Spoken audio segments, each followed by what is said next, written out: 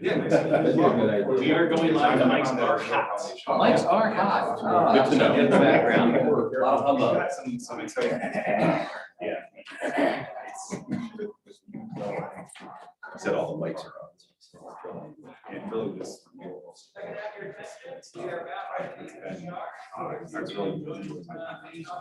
That's right.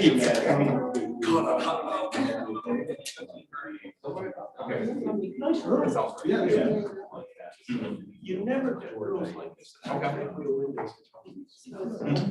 you Give them the lay of the land. Right. All over the place, but. I was gonna say, I'm sure it's like. Oh, yeah, it's all good stuff, right? You know, where the whole area and people. It's gotta be. Yeah. I thought right there, Well, David. good. Well, hey, Casey, if I can do anything for you, it's, I'm kind of getting my own settled. Just a weekend. Yeah, for the first one, Yeah, yeah. just some point soon. Great. So, Yes, yeah, I agree with that. Absolutely. Okay. well, thanks for doing this. Yeah, absolutely. Yeah, no, I was too. Yeah, I told you last year, and I think. Oh, yeah. Yes. COVID, you know, that's like last year I had some other things that pulled me from really good. Yeah, that's good. These are really these events are places where ideas get presented. Yep. I just see Steve Something else. I'm not sure what happened.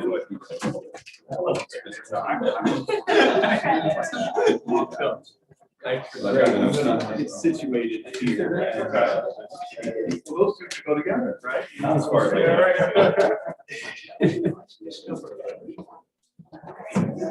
know. Hey, how are you doing? Good to see you. Everything going well? Family's good? Yep. Everything okay? I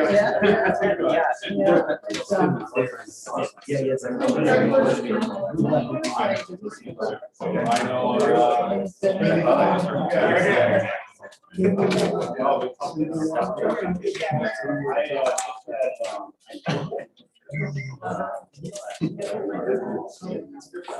So I was.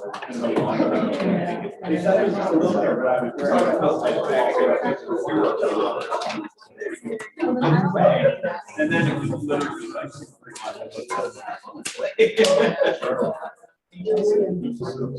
Doing all the right stuff. It's getting better and better.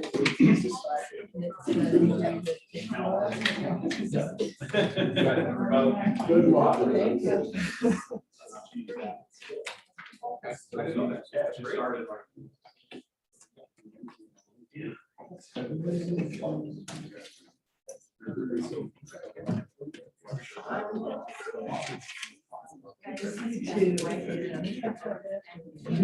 Yeah, you come possibly sit there.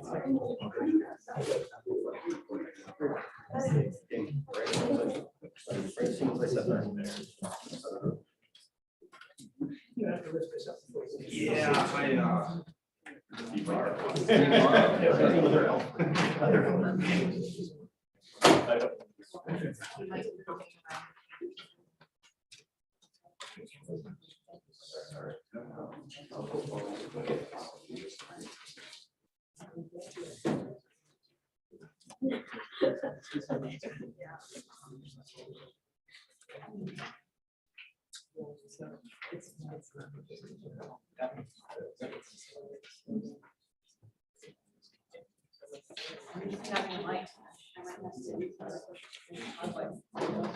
Good afternoon, college students. Can everyone hear me?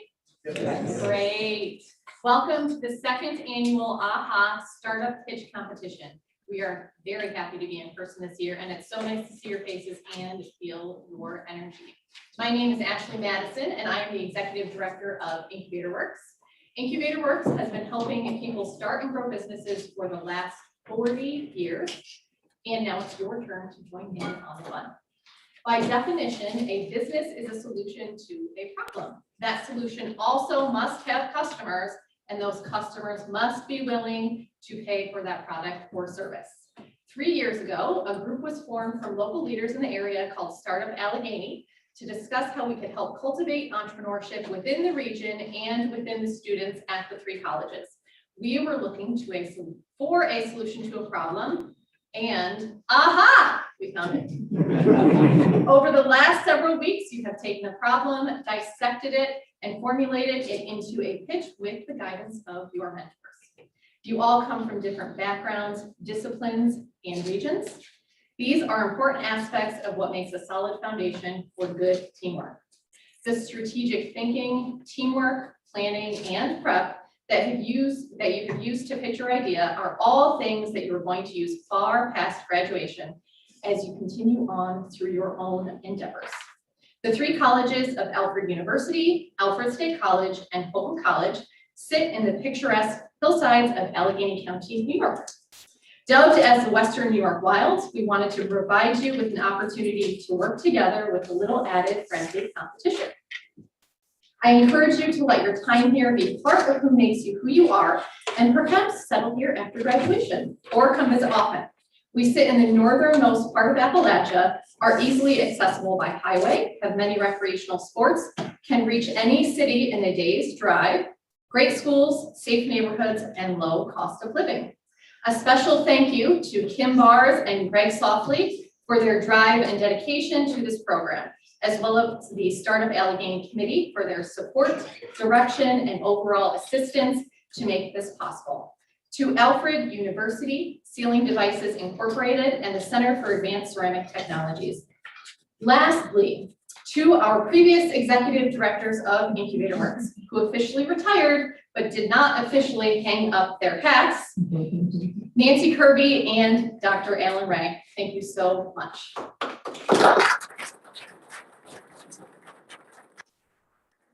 It is my pleasure to introduce Craig Clark of Alfred State College and the Allegany County Industrial Development Agency.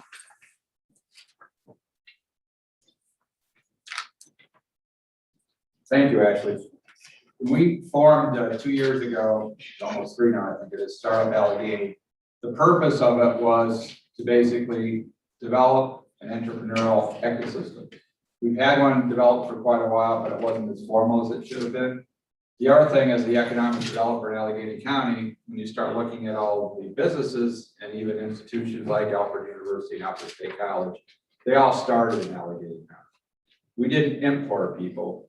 We imported ideas through people and developed them into great institutions and great companies.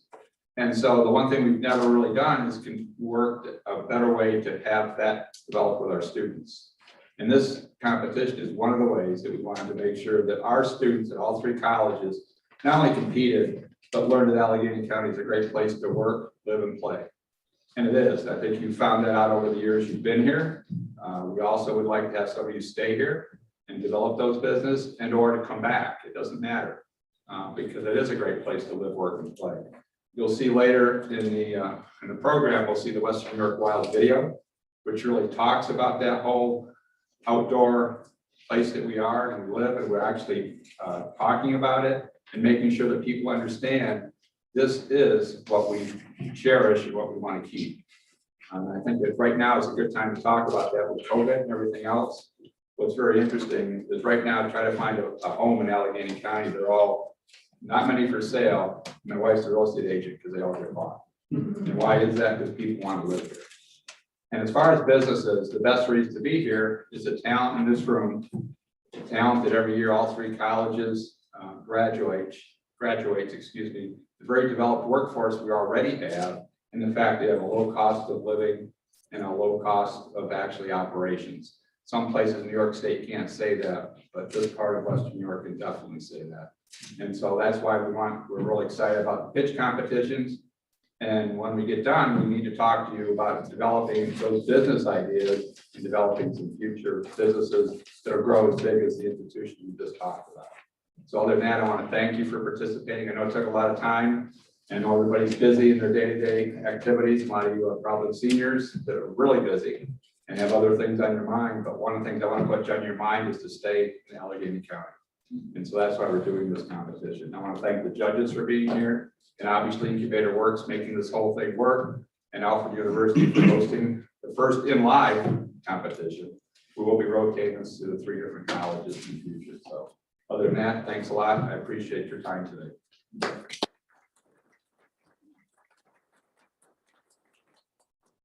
Thank you, Ashley and Greg. Good afternoon. My name is Greg Softly, and I need a shorter podium, or I need to be a little taller. So, I'm a program director for Incubator Works, and I'm going to be your MC today. We have the distinct honor of being live and in person this year from Alfred University, and we're grateful for them hosting us this year. And we are also broadcasting live on the YouTube channel for Alfred University. We appreciate the hosting that they're doing and then making sure that all of our mentors and teams were made welcome. We're grateful to Sealing Devices Incorporated from Lancaster, New York. They do O-rings and gaskets, and they make seals for industry, communications, IT, military, fluid, and power. Very happy to have the support of not only those companies, as well as Houghton College and Alfred State College. The support of all 3 schools speaks volumes of the importance of sustainable economic growth in Allegany County. And with that said, I'm very happy to have our school's presidents here with us. President Mark Zupan is hosting 6 different athletic events today and a new student day. So he might swing by and it will be like one of those things where like, here he is, President Zupan. But for now, we're going to give him a little bit of a free pass on that. We'll wrangle him in later. What I'd like to say right now is I'd like to introduce President Wayne Lewis from Houghton College to come up and just say a few words.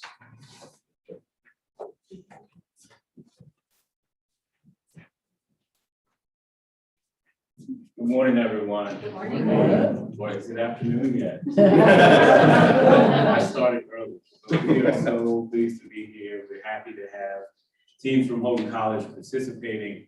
But I want you to know as well just how excited we are as a college to be a part of this Allegany community.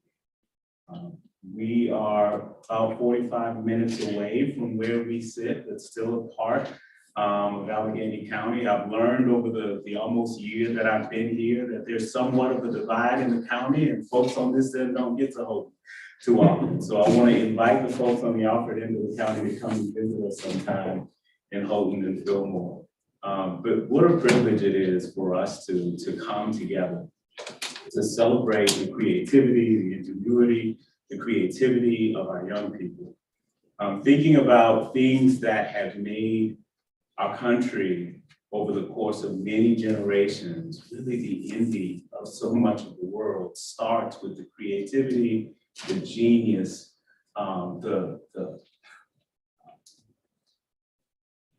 expertise that starts with our students in high schools and in colleges.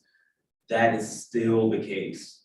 We see that at Houghton College, we see it at Alfred University, we see it at Alfred State. Of course, Houghton is going to win the pitch competition. You guys are pretty great also. I really do thank you guys for the opportunity to just continue. So thankful for the work that Incubator Works does in the community and partnering with us and supporting our students as we help to build an even more prosperous and exciting place to live and to grow in Allegany County. So thank you all.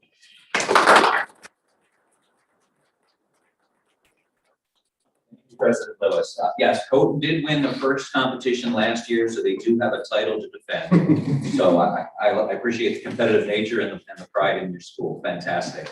Next, we would like to have President Steve Morrow say a few words from Alfred State College.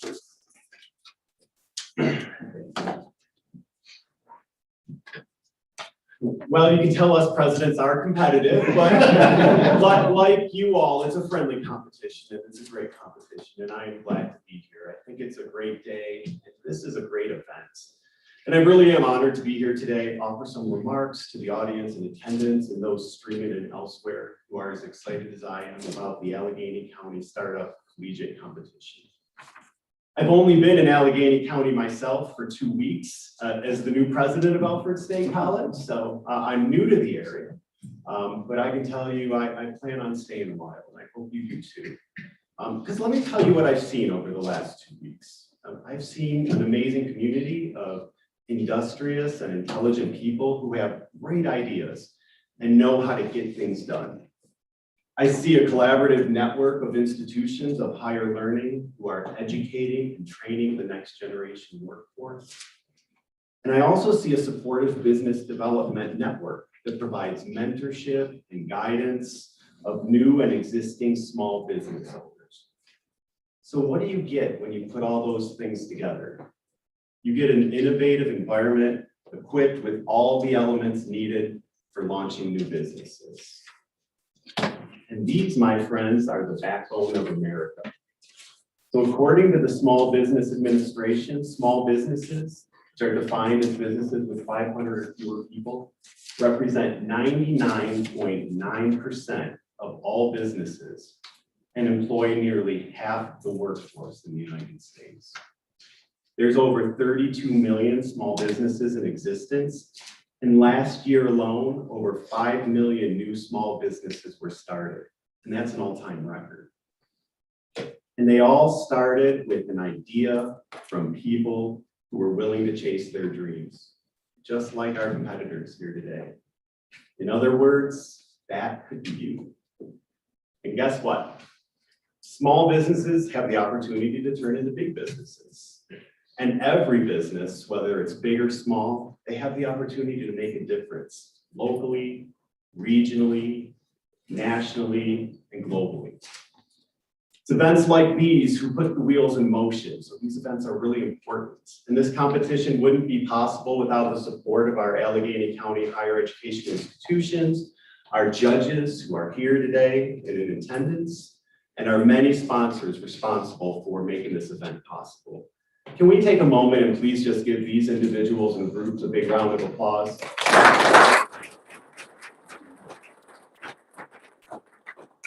And of course, it wouldn't be possible without those participating into the competition. So this is a really exciting thing. So help me, everybody, please give them a really loud round of applause and great support.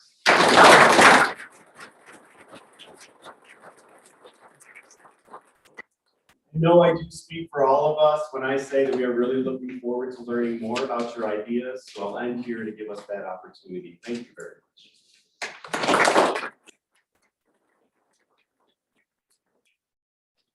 Thank you, President Morrow. Thank you, and we are glad that everybody is able to join us today. We are also very pleased to have our competition judges with us.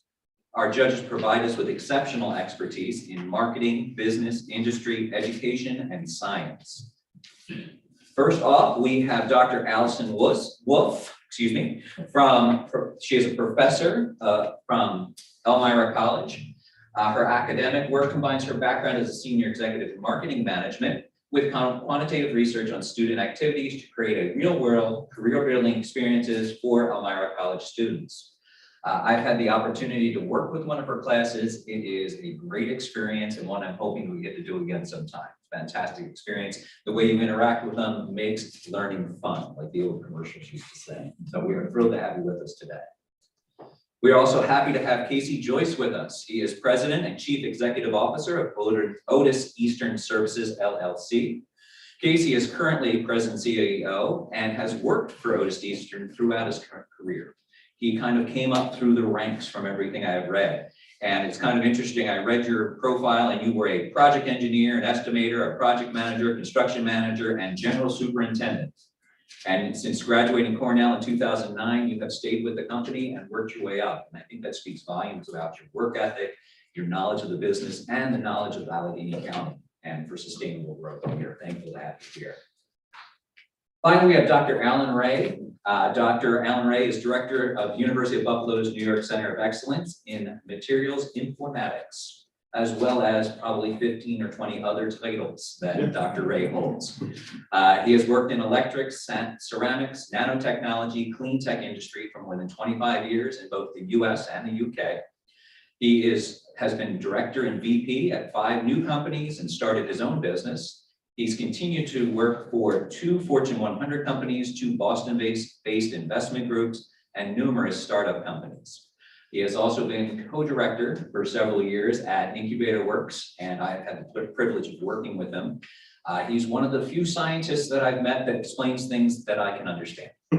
So he takes a very high concept ideas and he breaks it down and I'm able to go, oh, I get it. So I'm very happy to have you here as our judge, and I'm excited to have you as entrepreneur in residence with Incubator Works to help us support high-tech industries in our region. So thank you and welcome, judges. Now, a couple of housekeeping items before we go any further. Before we dive into our pitches, we want to make sure you understand and know that restrooms are right down the hall, on the right and on the left. We do ask that you don't leave during question and answer time. That is the most stressful part, because it's like the teams are right up here in front. You get a little nervous and people getting up and leaving, and it might stress them out a little bit. So try to stick with us through those. Also silence your cell phones, because the microphones in here pick up just about everything. So we appreciate you kind of silencing those. And if you're participating via Zoom, there are a few people on Zoom, so be sure you might mute your microphones. We have a couple of special guests today to welcome everybody. First off, we have Joe Sepolinski, Chief of Staff for Assemblyman Joseph Giglio, as well as State Senator George Borrello and a note from Senator Tom Reed. Joe, if you would please take a moment and welcome everybody. Thank you so much for having me. This is just a wonderful thing going on here in Allegany County. Assemblyman Giglio represents all of Allegany County. So he represents all 3 universities. So we're neutral. Not picking a side. The best team win. He represents all of Allegany County, all of Cattaraugus County, a piece of Steuben County. It's great to be here with old friends. I've known the folks from Incubator Works for many years, from some of my previous work I used to do in the federal government. It's good to see Dr. Ray and Supervisor Kirby. Now she's now town supervisor in her retirement job. And Mr. Joyce, I've had the pleasure of knowing all 3 generations of the folks running Otis Eastern, and your family has just done great business, but also a great pillar of the community here in Allegany County. And I grew up in the Corning area, so I love Elmira College too. It's a wonderful institution of higher education. So we've got great folks here. And what's exciting about that is it shows what this community is invested in the future of young people, that we're looking to the next generation to be making those steps, to step up and be the leaders, be the business leaders going forward. And we all, whether it's government, higher ed, private industry, we want to be there to help you make that step. And goodness knows we need you. So one of the reasons you got me today, so the assemblyman, is he's somewhere between here and Albany coming back with the state budget. Well, let's say on business, you're supposed to come in on time and under budget. We came in late over budget. So we're going to need to bring some of that entrepreneurial spirit to the state government. But what's exciting about this is we're creating a mindset with all of the folks that are here competing. And that mindset doesn't have to be something that just stops at the end of this competition, where it's for fun and win a prize. There's nothing that stops you from going and making that business real. You know, the biggest companies in the world started with somebody or a couple people had an idea. Apple was 2 guys in a garage. Amazon was some guy decided to sell books online. And now those are the biggest corporations in the world. And there's no reason that each and every one of you can't be on that same path. And this is the start to that. And again, we all want to be here to help you. So on behalf of Assemblyman Giglio, thank you so much to all the sponsors, the Incubator Works, to the universities, to the judges. This is a real pleasure. And it's so nice to be doing something on a Saturday that's so positive for the future of our community. Thank you very much. Real honor to be here.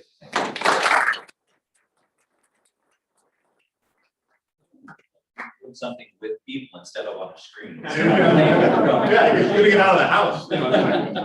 Next, we had a brief video that Senator Borrello had provided to us, if you will.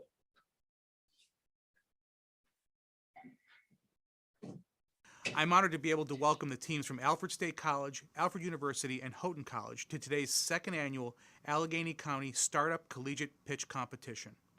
By presenting today, each of these 7 teams have proven that they have the courage to follow their hearts and their intuition that their idea is the right idea. It takes hard work, passion, and a willingness to risk everything to see your dream become reality. I know what it takes because I was a young entrepreneur myself. In my early 20s, I founded my own company, Top Shelf Marketing, and grew it into a nationally recognized supplier to the hospitality industry. The future is unwritten. The future of technology and progress begins with an idea. It's that spark of brilliance that has brought each of you here today. You have proven that you have the vision and drive to turn your ideas into reality and build a sustainable, successful product. Your ideas will benefit not only Allegany County, but our entire region. Entrepreneurs succeed because they have an unwavering belief in themselves and an ability to stay laser focused on achieving their goals. Entrepreneurs show us the way ahead. What you're doing today takes guts. It's not easy to pitch a new product or idea. As leaders and innovators, you know that nothing happens without risk and a willingness to fail. There are always false starts and dead ends. Don't give up. Walk away from every failure with enthusiasm and determination. Don't be trapped by what others are thinking or what has been done before. Believe in yourself and build your own future. What's possible is only limited by your imagination. Good luck to all the teams competing today. You should be proud of everything you've accomplished. To all of today's competitors, I wish you nothing but success. Thank you to Incubator Works and everyone responsible for making today's competition possible. By encouraging and mentoring these young entrepreneurs, you've helped build a brighter future for us all.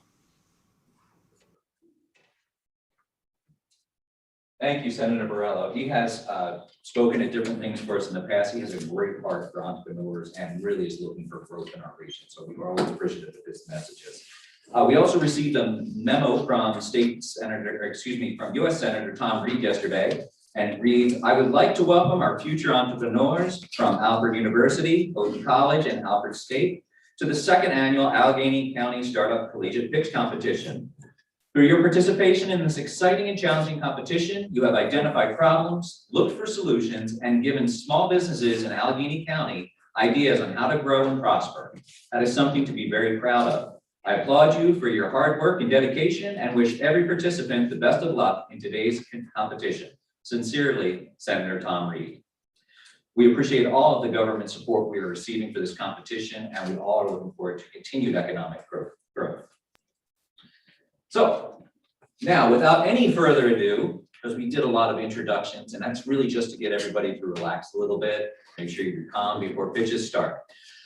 We have a few teams that are ready to roll. We ask that you stay in here as much as you can, but once you're done with your presentation and your Q&A with the judges, please proceed to room 306 and meet with Nick Davis. He has a few questions. He wants to get your pictures together as a team. So team one is the Eco Guys from Alfred State College, mentored by Bo Ruffin, Dr. Riza Rashidi, and Professor Tim Cochran.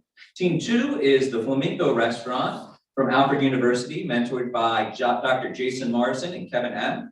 Team three is Swift Solar from Houghton College, mentored by Lionel Legree and Dr. Alex Wright. Team four is Kratos from Alfred University, mentored by Craig McGuire and Jean Ellison. Sorry, Jean, I didn't mean to stumble over your name there. Team five is Vita from Houghton College, mentored by Marla Kelly and Dr. Alex Wright. Each team has had roughly a month to get ready, and their mentors have worked with them to prepare a 5-minute pitch video. Once the video views, we ask them as it ends to come forward, have a seat at the table, the Incubator Works table at the front of the room, and the judges will have 5 minutes of questions and answers with you. After all teams are presented, the judges will deliberate and select the winner of the 2022 AHA Startup Pitch Competition. So who's ready to win $5,000? We would like to welcome Eco Guys Incorporated, Zach Martin and Dave Benson from Alfred State College. Are you ready to run that footage? All right, thank you, Dan.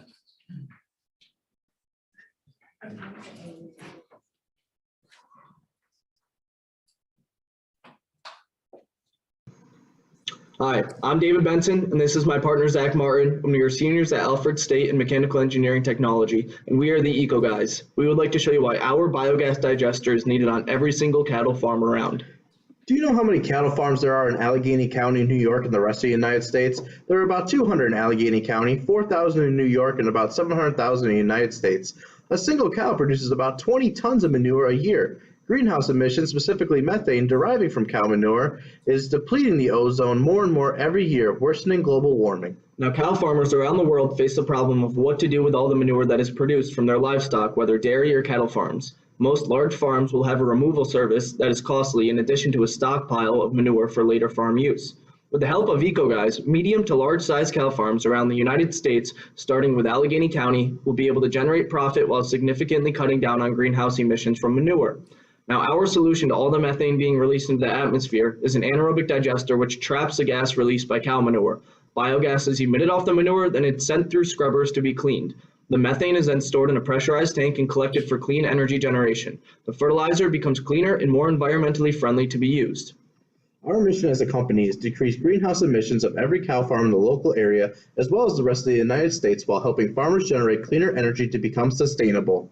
Not only by choosing our digester will you be decreasing the amount of greenhouse emissions, but it will also include numerous benefits as well. Some of these benefits include the prevention of animal waste runoff and water pollution. Another benefit is the idea of different energy opportunities for farmers based on their desired use. Finally, by using our digester, it will be possible to take out the methane gas and remove the putrid smell and leave only the fresh fertilizer to be used. Why use our digester, you ask? Our digester trumps other digesters on the market because we have advanced sensors and our products are made from recycled material. We are extremely cost efficient and we aim to cater local businesses here in Allegany County. Also, our digesters can be used with any size farm and we work directly with our customers to figure out the size of digester that they need. Now, our plan to grow the company is to talk to local farmers and explain how our system will work on their farm. First, we lease a portion of the farmer's land for our system to be installed, and we'll hire the farmer to operate and run our system. The farmer will benefit from the payment we're giving them to run the system and the lease for the land. EcoGuys benefits from the methane and clean fertilizer they are collecting that can be sold. After a few years, we will offer the farmer a small percentage of the fertilizer and the methane sold in exchange for continued use of our digester and lowered price for the farmer's leased land for us. Now, our plan of marketing is to contact local businesses of Allegany County that have farms over 50 cows and explain how we can help make their farm greener while improving yearly profits for them. After gaining local support for our product, we plan to expand to the rest of upstate New York until we have enough growth to expand over the whole United States. Now let's figure out how EcoGuys and our customer make money for a 200 cow farm. EcoGuys would make $25,700 from the methane collected and $80,000 from the fertilizer collected to be sold annually. The farmer would make $25,000 annually from the money we pay him to lease the land and man our system. As 5 years goes by, the farmer will have the chance to see profits from the methane and fertilizer collected, in return lowering the price to lease the land to us. After paying the farmer and considering the capital cost to build our digester, EcoGuys will make about $41,000 the first year on a single 200 cow farm. After the first year, the profits will go up to $81,000 annually. Now, all important costs to make our company completely operational are included here. The breakdown of all costs includes our business location, inventory costs, and labor costs for marketing, production, engineering, and legal support. All of this is necessary to fully scale our business and expand and reach our goals. When we are on 5% of farms in Allegany County in our first year, we will generate $400,000, and within 5 years of starting business, when we are on 1% of farms in New York, the least amount of revenue we will make is $3.2 million, with room for improvement as larger size farms will generate more revenue for us. We will break even on the cost to start this business in less than 1 year and even generate $236,000 in revenue. If we won the $5,000 prize money, we would use it to install our first system on a local farm in Allegany County, giving us the ability to make money and scale a larger system to sell to other farmers. Using the capital we have currently paired with the prize money, we would quickly become able to start installing many systems all around the area until we had the capability to spread to the rest of New York. I hope you see the same vision that Zach and I do to help clean up the environment and help out local farmers, and I ask that you consider us for the prize money to make that happen. We would like to thank Professor Rashidi, Professor Cochran, Bo Ruffin, and Greg Clark. Thank you.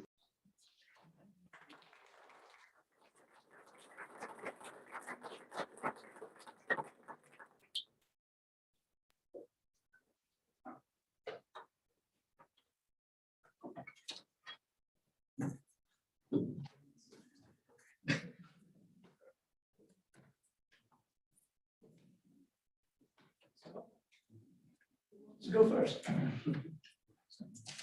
I can start. How do you get the inspiration for this project, for this company? Well, I visited the farm over on Alfred State over here, and I realized they just had a massive cement pit of manure, and thought to myself, what can you do with this that you can become more economically friendly as well as making a profit, so you could maybe run a business. I talked to some of the guys over there, and they said they just use it as fertilizer and it sits there for a while. So I figured maybe come up with a solution that could help us to solve that problem. Zachary and David, you did an excellent job. Thank Great you. concept. The first question I have for you from a marketing strategy, you have a great idea, you're ready to solve a problem. How will you solve that problem for your client? How will you go out and do your marketing for this? I want to learn more about that. Well, What I would be think your tool. I think initially we would, just use word of mouth. We would go to local farms in Allegany County. After that, most companies, you could go social media platform, but this isn't really the biggest base for farmers. So we would probably, if we could run a television ad or something on channels that were, related to farming. Mostly word of mouth though, going out to these businesses, reaching out and telling them why they need us. Word of mouth or personal selling? Personal selling, I'm sorry. That's great. And if you were, because not every farmer is using social media like you and Zachary. Exactly. So you have to think about that. Mhm. So my last question for you on that, what would be, if we were the farmers and we were all had that, what would be your first statement to us? What would be your value proposition to us? Here we are, I'm a third year generation of my farm. I have 78 cows. Tell me what you would do. Well, first I'd probably ask you, what do you do with all the manure that your cows produce? And after you've explained to me how you can only use part of it and some of it goes to waste, I could explain our value in our company to you and tell you why, if you use our company, you can make more yearly profits while cleaning down on, your emissions. Okay. So David and Zachary, I hope you guys are successful because I live downwind of a large dairy farm.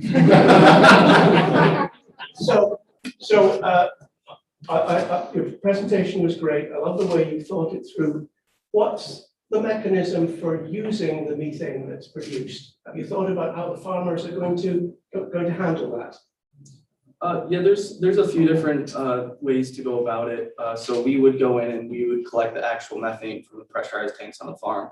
So we take that methane and then we can use it. I don't know if we mentioned in the slides, but a very cool idea we had was, you use this methane to power generators to power electric vehicles so that you could potentially make the farm completely sustainable. As we move into, more electric vehicles, but also just, burning this methane up, it releases carbon dioxide, but not the methane into the atmosphere, which is, this methane is what's detrimental. So we would pretty much just use it to generate electricity. And yeah. Good. Okay, thank you.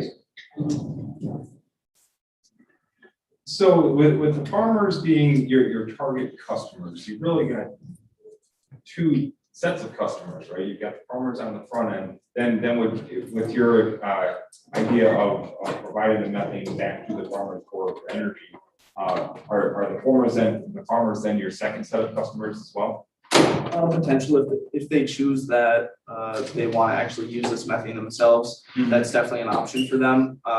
We can completely take care of it for them. We have no problem doing that, selling it off ourselves. But if they did want to, use it on their farm and help it, create sustainability on their farm, that's definitely an option that we would offer to them. Okay.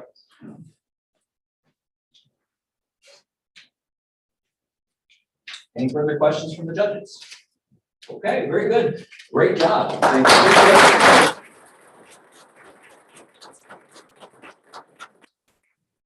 As I mentioned earlier, President Zupan has been running around 6 athletic events, student visits, and everything else, but he is able to come up and say a few words. Are you ready? Sure. Oh, excellent. If you could just take a few minutes to welcome everybody. That was team number 1 that'll go. Gives the Flamingo restaurant just a second to catch your breath. President Zupan. Thank you for letting me join you. We're delighted to be here with all of you today and to hear the different pitches the teams will be making. And we want to thank Alfred State and Houghton for also joining Alfred University in this AHA competition. And it's always fascinating what entrepreneurs, how much the world improves because of your insights. And it's like the Nobel Prizes, it always seems obvious. I don't know if you have the same reaction when they announce why somebody's won a Nobel, but until somebody thought of that idea, it hadn't been so obvious. When I was first a dean, one of my students went off to work for a dairy firm in Phoenix, Arizona. And it was a pretty large dairy firm. And at this dairy firm, they were worried they were losing market share because people were drinking stuff in cars and cup holders were all around. So they were tilting towards soft drinks. And year after year, this dairy firm would send people to Detroit saying, could you just make one of those cup holders square?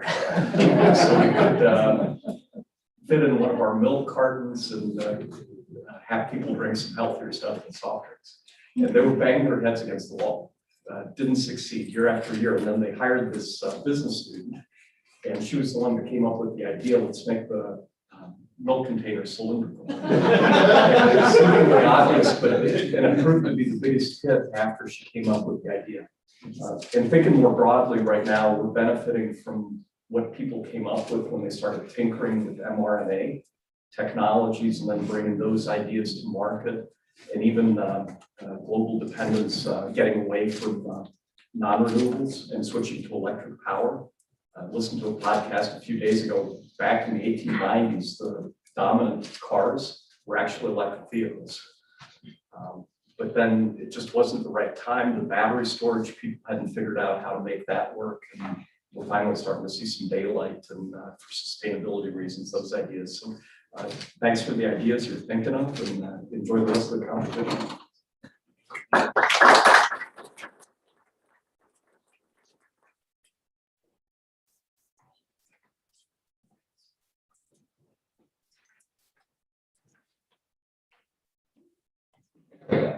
All right, next up, we have Alfred's Flamingo Restaurant from Alfred University. And I'm gonna go, this is a big team, so I'm just doing first names. So Brian, Ryan, Alyssa, John, Tiara, Felicia, Jonathan, and Raphael. And this is the Flamingo Restaurant.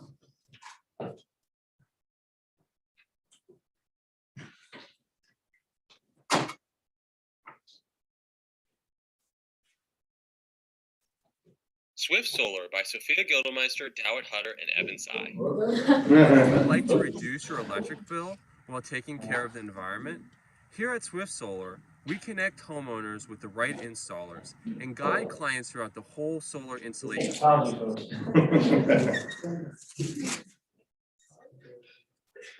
I threw you off by putting President Zuhan in the middle there. Sorry about that. Missing that. Let me grab it. YouTube. Stop here. You want me to regale folks with dad jokes?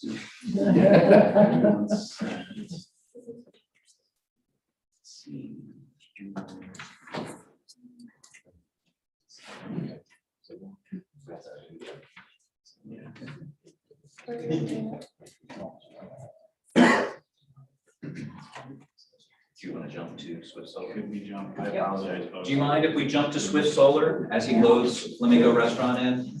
You guys are good with that? Okay, we'll go ahead and do that then. Swift Solar. Swift Solar, yes. Well, you can just go right into the Swift Solar video that you had up a moment ago, and we can take it from there.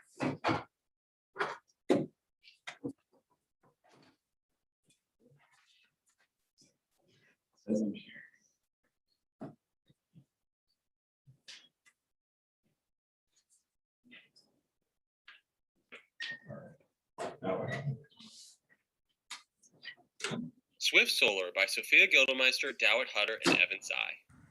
Would you like to reduce your electric bill while taking care of the environment? Here at Swift Solar, we connect homeowners with the right installers and guide clients throughout the whole solar installation process.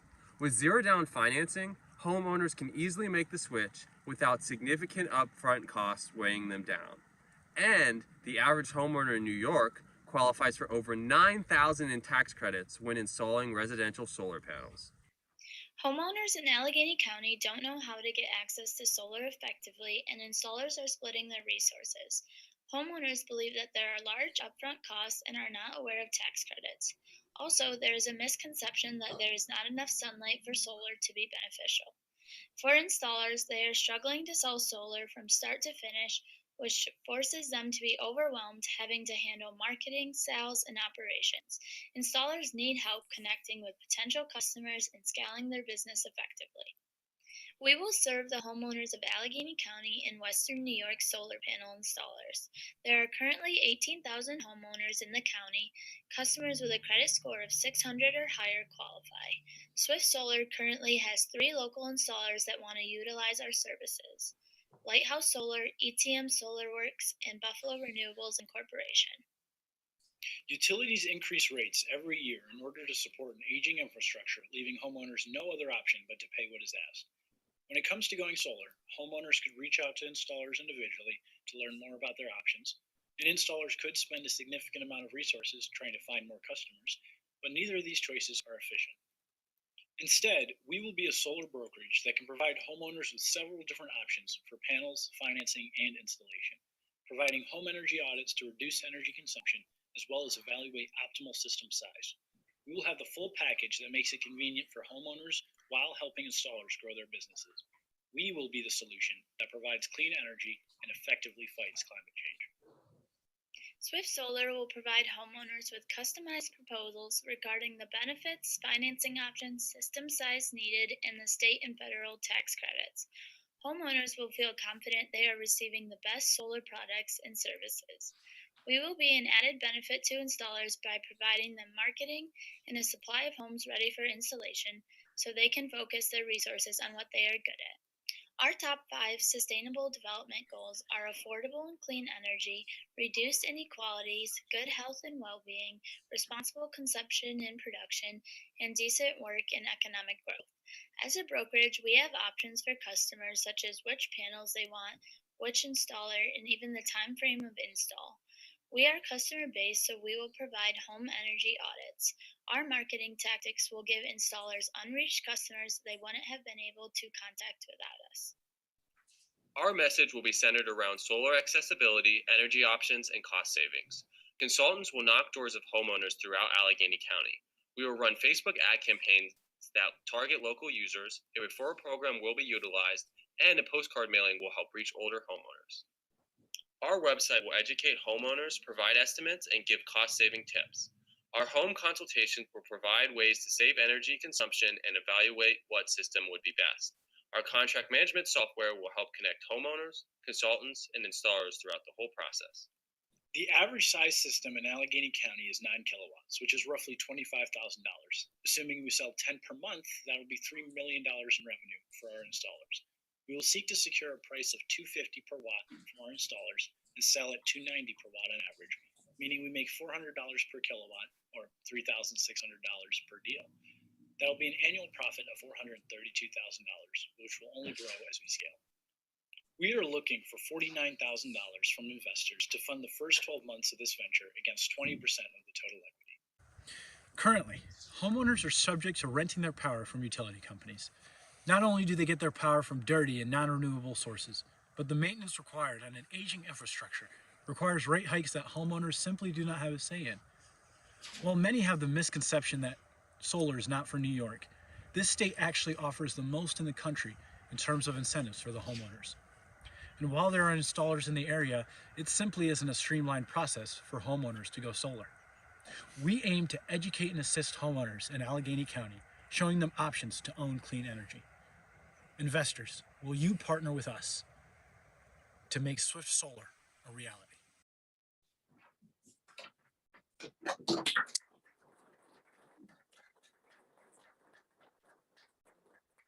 Swift Solar with Evan Tsai, Sophia Guildmeister, and DeWitt Hutter from Houghton College, if you would.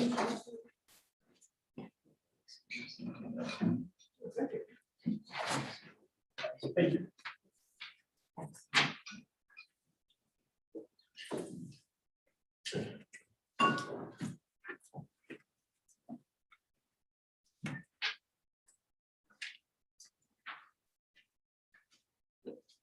Thank you very much. It was a great presentation. A question off the top of my head. Can you go into a little bit more detail about how you plan on connecting homeowners with the installers? It seems like you're in a really interesting middle place there. I'm just curious about what's your approach to do that? Thank you for the question. Yeah, as far as that goes, it's kind of really the vital part of the business idea that we have. Right now, there is kind of a disconnect between your average homeowner and the idea, the concept of solar that installers are trying to pursue. Meaning that a lot of people for solar, it's an idea, a concept that doesn't really apply to their personal life. They kind of have a misconception that it's only if you have $25,000 sitting in the bank that you want to make this big investment to buy your energy for the next 20 years. So there's a lot of information and kind of stereotypes about solar that people have kind of written off. So that's why our direct marketing and doing in-home consultations with people, sitting down with them and writing up proposals and showing them numbers in a much more one-on-one setting, as opposed to just mass marketing. Will be a lot more efficient and for both installers and homeowners. So you say direct marketing, so you're saying you would sit down with homeowners, so more personal selling. Would it be your company? And would it also be the installer? Because it would not be you doing the work, it would be the installer. So would it be a trifecta in this sense? Yeah, I can explain that. So we would work with them, like, so we would approach them or they would reach out to us through a marketing campaign. And then we will give them options in terms of what installers they would want to work with. And we'd work through that process with them. And then once that was officially signed, and then we would go to the installer themselves. But we would have like kind of like a set partnership with certain installers because we've already reached out to some. And because we were bringing them essentially signed contracts already, that's beneficial to them. But then we can also in a way kind of give the customer options as well. And they would also sell it to us at a lower price. So we're not upselling it. The customer would not be paying more than if they were going said straight through the installer or another way to get solar panels. Would you select the installer or would I select the installer if I was in Allegany County deciding this?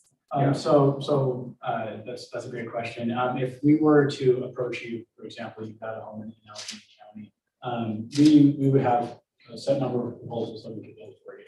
And there's also different financing options, right? Do you want to own the panels? Do you want to lease the panels? There's, we could go on all day about all the information about it, which is why exactly those in-home consultations prove so beneficial. And once we've kind of sold you on the idea of solar, if it's a good fit for you, it's not a good fit for everybody.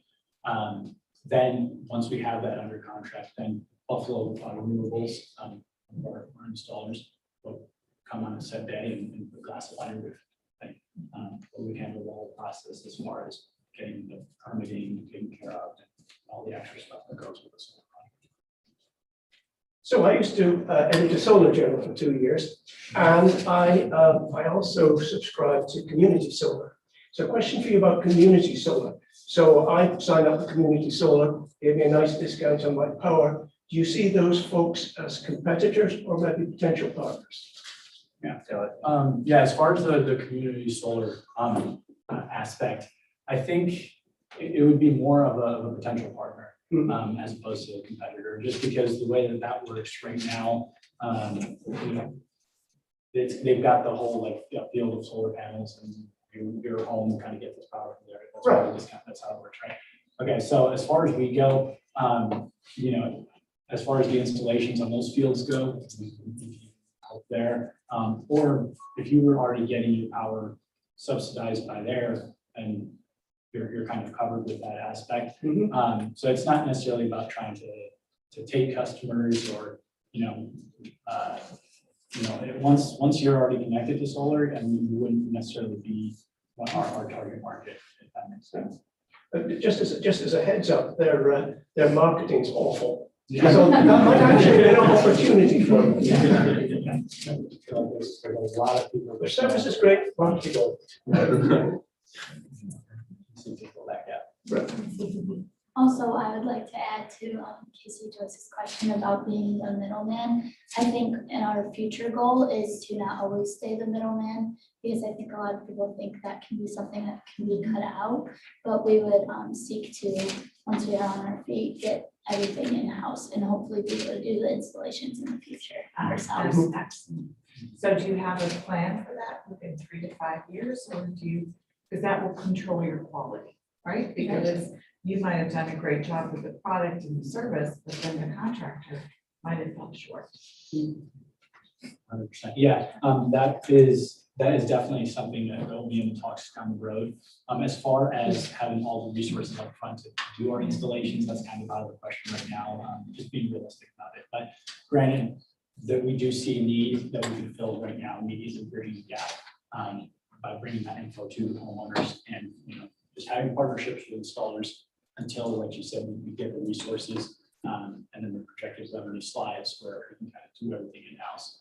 And like you said, that'll be so much more beneficial, just being able to control the entire process rather than relying on, an installer to carry out the promises that we're fulfilling for the customer.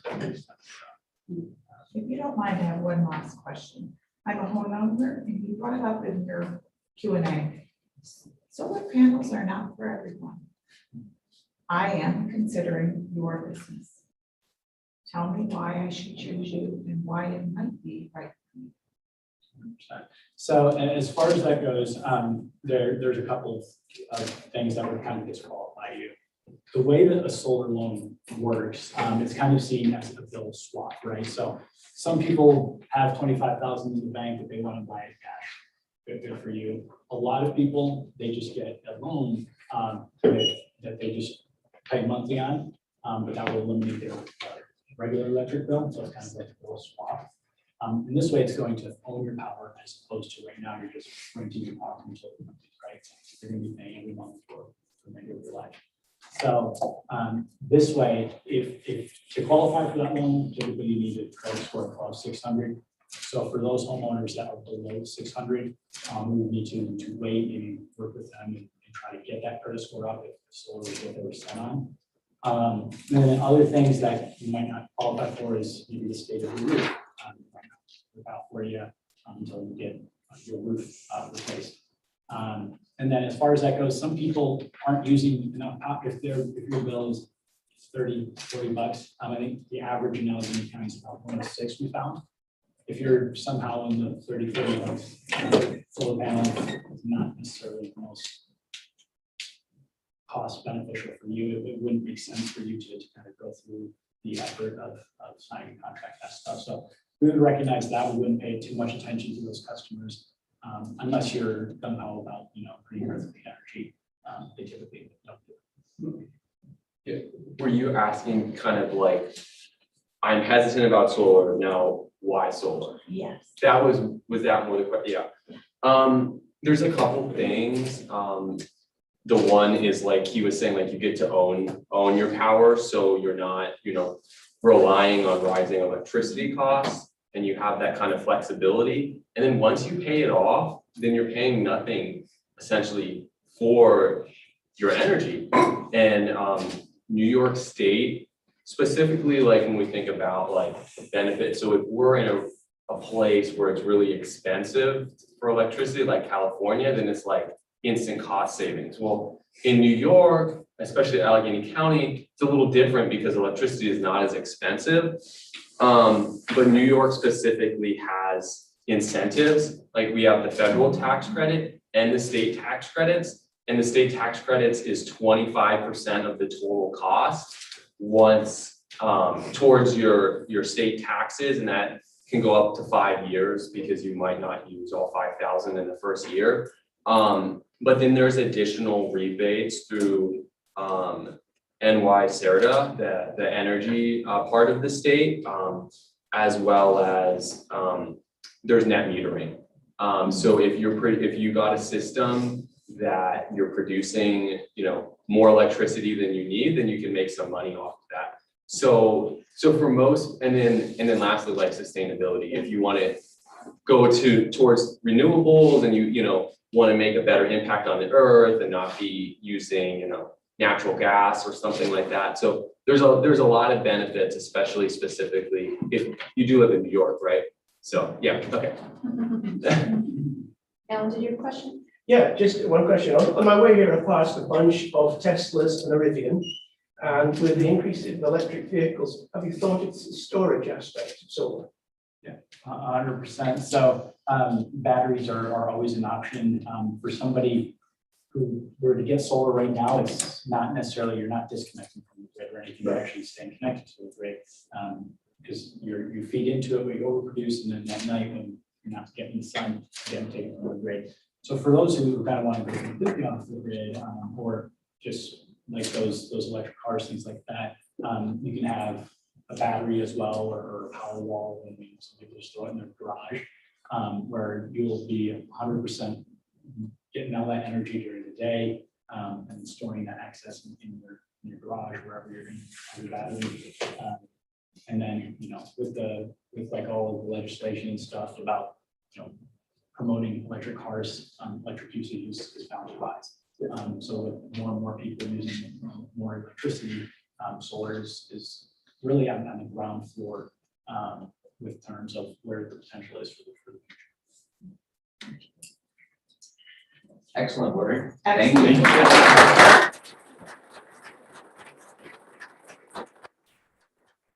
We believe we fixed our technical glitch, so we will now have a Flamingo restaurant. And as I mentioned earlier, it is Brian, Ryan, Alyssa, John, Tierra, Felicia, Jonathan, and Raphael.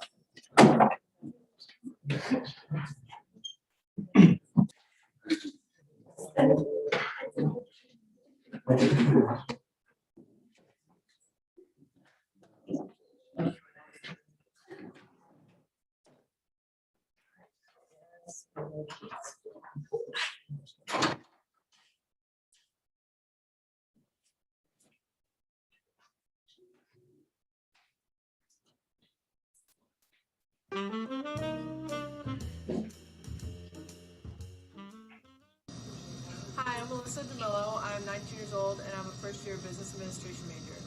Hi, I'm Brian Gatunga. I am 20 years old. I'm a first year and a business analytics major. In Alfred, New York, there are a lot of restaurants that only serve American food. We care because we want to provide international cuisine to the Alfred area. We are looking forward to serving the residents of Allegany County with a focus on college students who make up a majority of the population. As we grow, we would like to extend our customer segments to other parts of the state, including Wellsville and Rochester, and even outside the state. By partnering with local produce farmers, we'll bring fresh, healthy, and affordable foods to our customers in the Alfred area, and our restaurant will be a pioneer of diversification of the food business in the Allegany County, at the same time promoting health and well-being of the residents in the Allegany County. We will be dedicated to serving our customers with quick and quality food service, at the same time maintaining proper hygiene practices and maintaining the environment through the use of recyclable materials at our restaurant. We do not want cost to be an issue for people to try and eventually love our food. We'll provide our customers with affordable prices. Those are college-friendly prices and family-size prices. We will market our restaurant through the use of social media, local newspapers, and the word of mouth. We will also host free pop-up events for people to come and try our food and also ask us questions about our food. We'll be very happy for our customers to enjoy the services we provide for them. Should we win the competition, we will invest the money in a physical location for our customers to dine in at and in formulating a good food delivery services for our customers. As we grow, our restaurant will provide rotational meal services with cuisines from different parts of the world. For the beginning, we will focus on Tanzanian and Polish cuisine because we have Tanzanian and Polish group members. In the future, we will provide employment opportunities for the members of Allegany County. To start our restaurant business, we'll need outside sources for funding, such as business lines of credit, investors, and loans. And eventually, the AHA competition will be our breakthrough for starting our business. The money obtained from the funding will be used for marketing, licensing, salaries, purchasing of equipments, and also down payment for the place that we will lease, and also construction and renovation, initial food inventory, and POS system.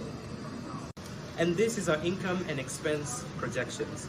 For the first year, we're expecting to have a total sales of $115,200 with a total cost of goods sold of $63,000 with a gross profit of $52,200 with total expenses of $42,300, giving us a net profit margin of 8.59%.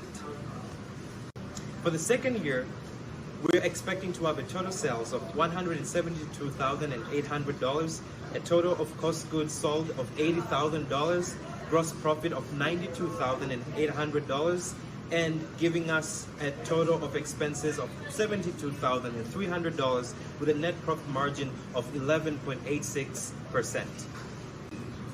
For the third year, we're expecting to have a total sales of $230,400 with a total of cost goods sold of $90,000, giving us a gross profit of $140,400 with expenses of $106,500, giving us a net profit margin of 14.71%. Thank you very much for listening to our presentation. We're very excited to announce that our first pop-up event will be this Thursday on the 14th of April, starting from 11 a.m. to 4 p.m. at the community table at the second floor of Powell Campus Center. Follow us on our social media for more information on our pop-up. We're on Instagram, Facebook, and Twitter at Alfred's Flamingo.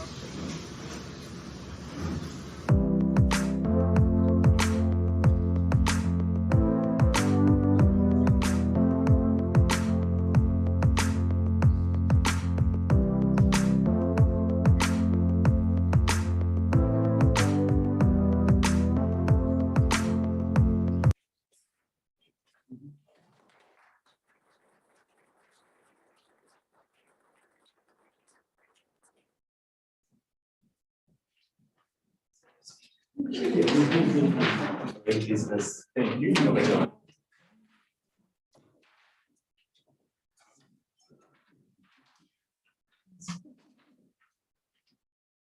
Making me very hungry. And Brian, who are your spokespersons today with you? This is Raphael and Brian, and this is Felicia. So this is good for next Saturday? Oh, it's Thursday. Thursday. Oh, Yes, okay. Thursday. Excellent. Nice presentation you've done. So, who are your chefs going to be? Oh, that's a very interesting question. I'm from Tanzania. As we say in the presentation, I'm from Tanzania, and I would say that the motivation comes from my mother.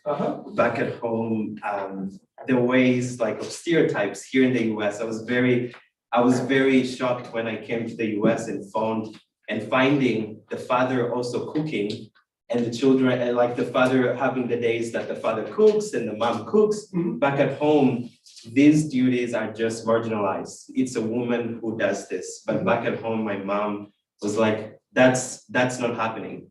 She was like, you have to learn how to cook. I've cooked for you guys in all years, and now it's your turn. And I'm very close to my mom, and all the time she's in the kitchen, I would just be sitting and seeing what she does. And so as we start our restaurant, I'll be the chef on the Tanzanian side, the Tanzanian side of dishes. And we also have our group member over there. She's back over there, Tiara, who has a Polish background. Yes. Great. Thanks. So, thank you all very much. I really appreciated the video. How your plan to scale up over the next 3 years? How do you plan on realizing that potential? Is that through additional locations or expanded offerings within the footprint that you would have?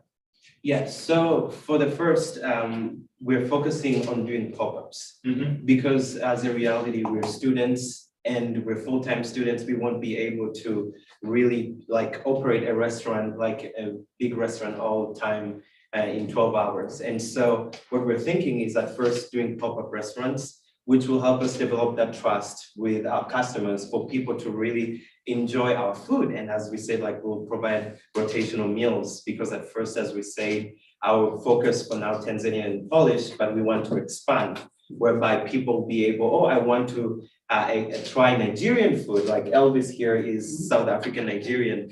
And so I really love that our group dynamics that we have that diversity. But as time grows on, we're really planning to expand through having more cuisines, but also getting our own physical location.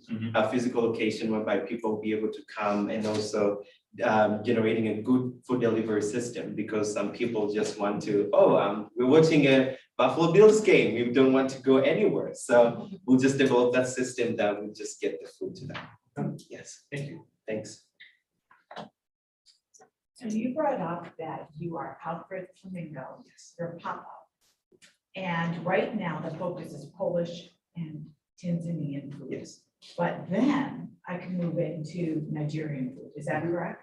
So is your branding going to be completely Alfred Flamingo and not bring in the different, so will it rotate your cuisines? I'm sorry, hi, I'm Elvis Raphael, but Chukwemeka is my Nigerian name, sorry. Yeah, we're gonna do the rotational thing because I came to America 3 months ago. And what I've realized about Allegany County is that we don't really have international restaurants. And that's why this idea came about. And we started off with the Tanzanian and Polish. And yeah, we're gonna move forward and like we're trying to express culture because most people of Allegany County haven't been able to go anywhere besides New York. And even in New York, they just stay in Alfred or haven't experienced other things. So we are trying to like grow and share our cultures with them through food. And yeah, food is important. Like before we started this event, everybody ate something. So yeah, we eat and yeah, we use food to live and we just want to like express ourselves through our food. And yeah, the rotational thing, we're gonna consider things like international holidays and international things. Like now, if there's something happening in Nigeria, that's a big thing. We're gonna like focus on Nigerian meals so you guys can like have a taste of what Nigerian people eat. Something in South Africa, something in Tanzania. We're even gonna touch down on places we're not from because I cook, I've been cooking for a very long time. My mom's taught me how to cook, my dad, my grandmothers, it's been a whole thing. So we just want people to taste something that they haven't tasted before. Yeah, it's nice to have a burger and pizza sometimes, but to have rice from somewhere else is beautiful too. So yeah. So how often would you have your potlucks? So at this moment, we're thinking like we'll have this pop-up, which is next Thursday, which all of you are welcome. It will be awesome and wonderful.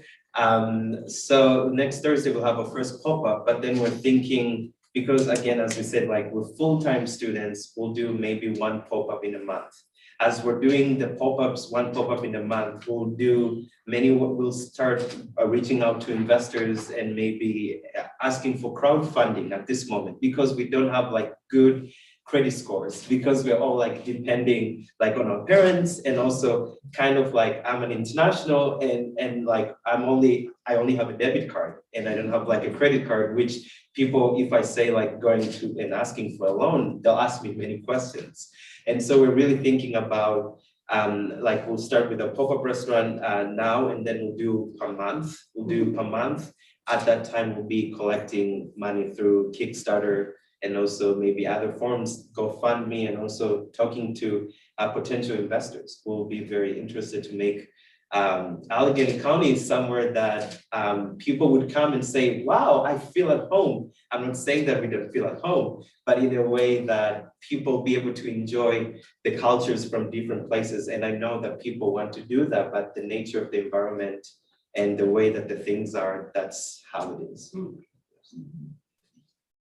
I love the way you're doing pop-ups so that you can do customer discovery and find out what works and what doesn't work. As an aside, we have a colleague at Incubator Works who has many years' experience in the catering and restaurant industry, Barry. We would be delighted if you talk to him. Oh, absolutely, thank you so much. But I would also like to add one thing, like in a way that this, I was checking the list and I was like, wow, all of these amazing projects, like solar projects. Everyone has done amazing and all other people do amazing. But I was like, wow, this is something that is different. But I just think like what Raphael said, like food is something that we all need. We all need to eat, we all need to experience, we all need to just put ourselves out of our comfort zones. And sometimes, like for me, coming here and eating burgers, and it was different in a way that I only saw it on TV, but I got to eat it. I got to eat new food. And I also hope that you people, everyone will get to also experience that, oh, wow, this is how Tanzanian food feels like. Oh, wow, I've got maybe a little bit of the Tanzanian culture even through food, because sometimes we think maybe you have to visit and share your experiences that, oh, I went to safari, I saw the animals, I saw this, but we could also do that through food. Are you planning on doing this 8 months out of the year or all 12 months out of the year for once a month pop-ups? Because maybe you go home, you want to enjoy your summer, because if I am just love your pop-up, I'm gonna want to know when your next one will be. Yes. So is the pop-up going to have a regular schedule, or are you going to, do you have a year plan of exactly when that will go? Do you want to speak? Yes, thank you for the question.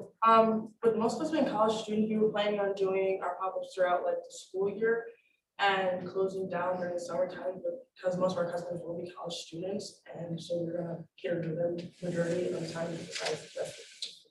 But also I can add to that, like that's like our initial goals. As we move farther, if we have a potential place, that we can lease, that means that we'll be able to, like, for example, I live in Charleston, South Carolina.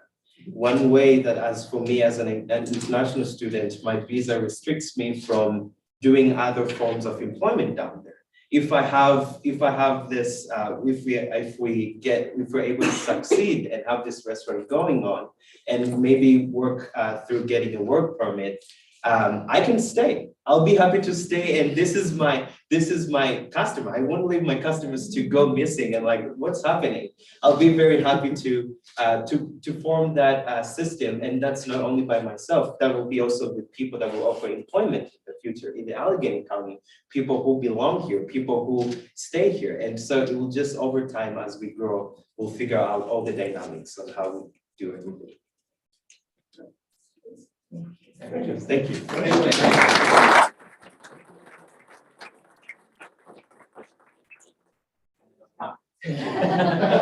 you.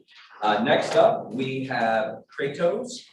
They're from Alfred University. I was trying to read Sean's last name. Sorry, Sean. It's Sean Nagishi, Jenilyn Conley, and Tim Mayo. And this is Kratos.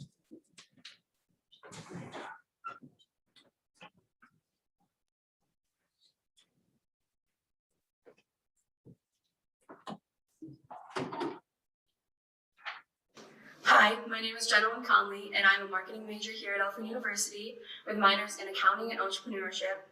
I am currently in a LA glassblowing class where we learn the fundamentals of glass. Hi, I'm Sean Gishi. I attend Alfred University, and I am an accounting major with a minor in finance. And my father is actually an accountant, so I have a little bit of experience. I have some insight on what accountants do and some inside the business.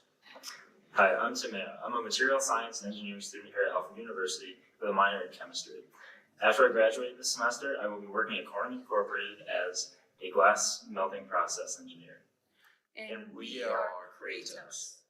Our mission is to provide the drinkware industry with shatterproof glass. We will target those who love glass drinkware but are afraid of how easily conventional glasses break. This includes individual sales, but also businesses such as wineries, bars, restaurants, catering companies, and wedding venues.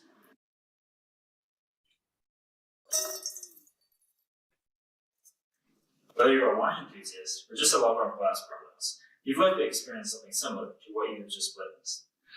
The average winery will break 15 to 20 wine glasses a week.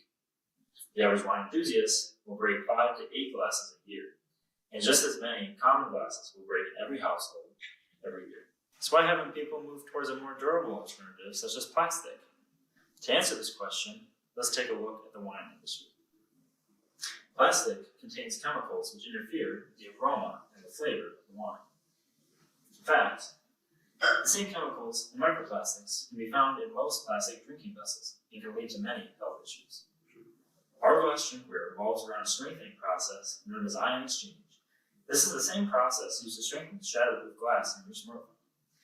We will create highly customizable drinking glasses with over 3 times the strength of traditional glass. This includes everyday cups, wine glasses, and yes, even this coffee mug. People who buy from Kratos Glass will have the benefit of being able to drop their glasses without them breaking. This means fewer messes and a longer lasting glass collection. As students from the only ABET-accredited glass engineering university in the nation, we have access to ion exchange baths, furnaces, annealers, spectrometers, and the most knowledgeable professors around. The combination of Alfred University's engineers and glass artists makes us the obvious choice for designing and strengthening glassware. Kratos Glass meets 4 of the United Nations Sustainable Development Goals. The first is decent work and economic growth. Kratos plans to offer jobs to Alfred University glass art students to design and create custom glass drinkware and pay them a highly competitive wage. Second is responsible consumption and production. Glass is an infinitely recyclable material. Kratos Glass plans to use recycled glass in its production process. This will help reduce emissions and consumption of raw materials.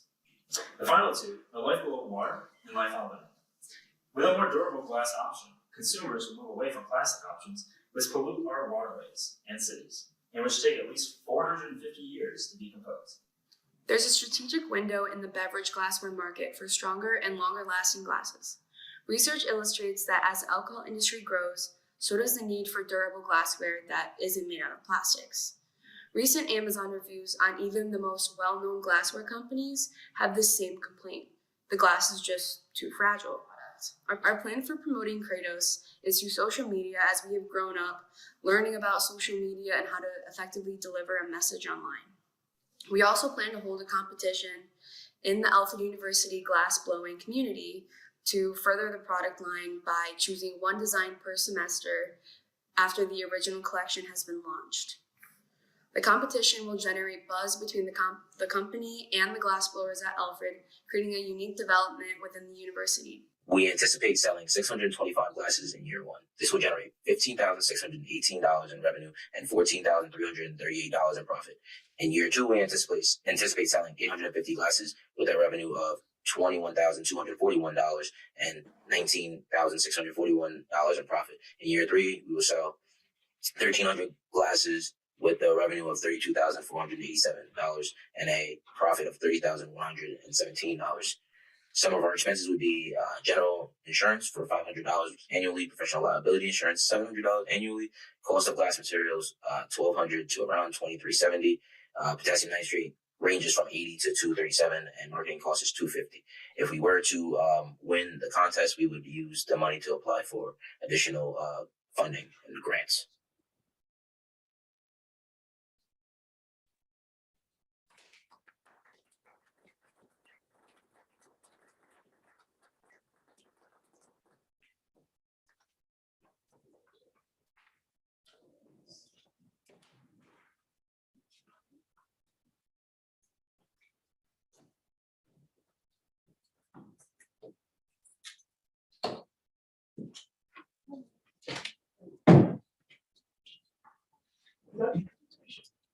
Thank you. Yeah, I have a concrete deck. Glasses don't go well. And it's never the same as polycarbonate glasses. So you've developed this this technique. What are your thoughts in terms of, are you looking to grow a production business? Are you going to eventually license it to somewhere like agri-hockeying, or have you thought down the line, you're going to be very successful, you're going to develop super strong glasses, and then you're going to make them, or somebody else going to make them? So at the current moment, what we plan to do is buy already made glasses from companies like Libby. And initially we will ion exchange them and then resell them at a higher cost because of the strength. Eventually we would like to get into the production of the glass themselves. And being from Alfred University, we have a ton of suppliers in the area, and we know who to go to for that. And it's glasses, like I said in the video, is infinitely recyclable, and it's great for the environment to do this and reduce waste. So that's really our ultimate goal. And we would like to do more than just wine glasses. We want to do all types of glasses. We want to do shot glasses. We want to do just drinkware that you would get at TJ Maxx or like some other place. And really the focus would be to parents with kids that love glassware.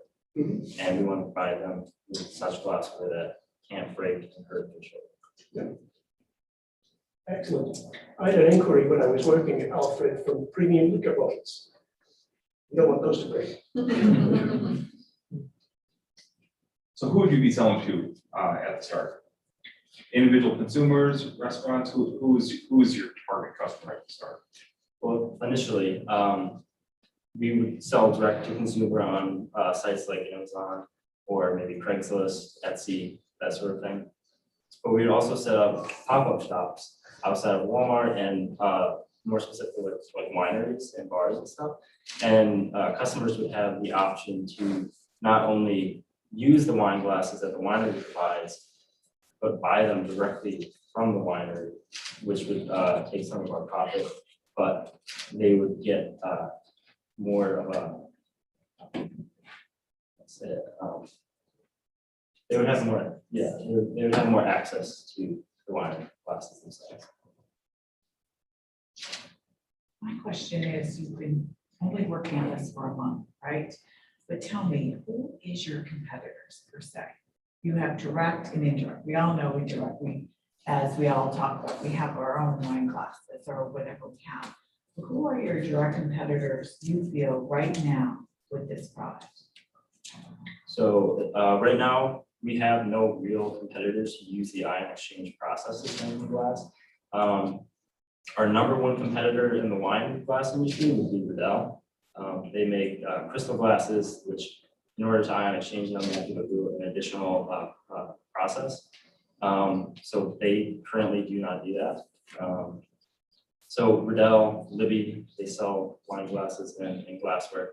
But as far as competitors in our specific field, there really are none who have strength in glasses yet. From our research, we've seen that the market is pretty open for durable glassware line, specifically in beverages. We've noticed that just people wanting to buy alcohol is through the roof at the moment, especially with the pandemic. I mean, I'm getting some smiles around the room, so I see that.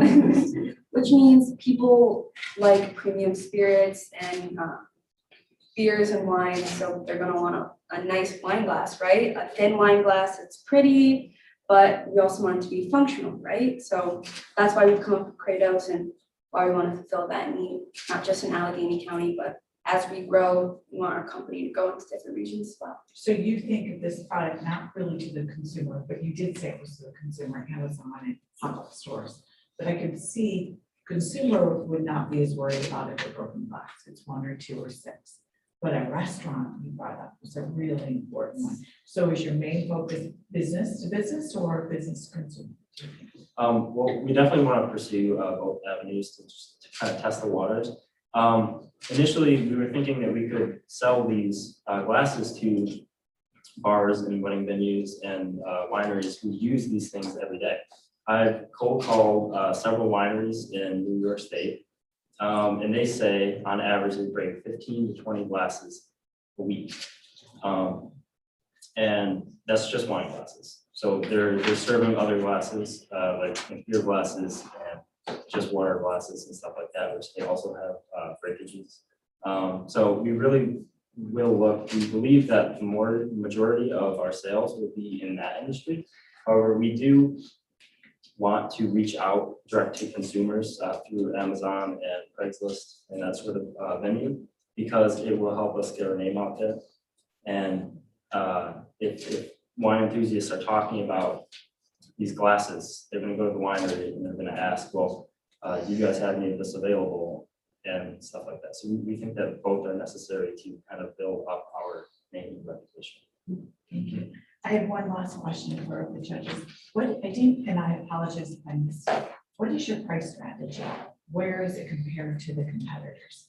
Because if I'm gonna buy this very beautifully sturdy glass, where are you in my comparison to a typical stem glass? Because you know there's high-end luxury crystal glass, wine glasses to low-end. So where are you? So right now, we plan to sell our glasses anywhere from $19.99 to $29.99. For how many? One? For one, yes, that's correct. Which we believe to be in a decent price because these glasses are going to last longer. You're not going to need to buy more. Glass companies like Riddell, they sell some wine glasses upwards of $100. They're super expensive. They break extremely easily. I personally have a cousin who is a wine enthusiast. He drinks a lot of wine and quality spirits. And he breaks, he said, 10 glasses a year, averaging $50 a piece. So if we can create the same quality wine glasses for the same price or lower that last 3 times, or that can endure 3 times the pressure on them without breaking, then we can reduce breakage rates by more than 3 times. So which one of you is the Greek expert that chose the name? I consulted my Greek expert, Google. And just for everybody else, the name Kratos was? He's the Greek god of strength. So. Where would you do your production work, your manufacturing work? Where would that take place? So actually, we have been, so one of last year's winners, Aiden LaCourse, he's actually one of our friends, and we've been talking to him about how the process works. And he actually was, he was given the opportunity of 6 months of space and product or equipment use at Incubator Works, and he was just extended another 6 months. So we were kind of hoping that would be our plan for now, just for the first year. And then as we can show you our cash flows if you want. It's in the cash flow. That's why the cost of goods a little lower. Yeah. Okay. Makes It's sense. all factored in, 3-year plan for the point. So yeah, that's our plan for now. And then after that, we will develop different strategies for a building of our own eventually, and our own ion exchange bath and furnaces. Those are expensive. I mean, if you guys have a chance to check out the hot shop here at Alfred University, it's amazing. I work in there and it's really fun. Great community. Any other questions, judges? Thank you very much.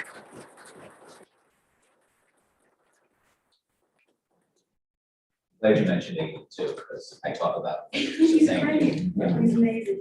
So our final presentation is from Houghton College and is presented by Lillian Turner and Elsie Viatoro, and it is Desire. I know, I was gonna mention.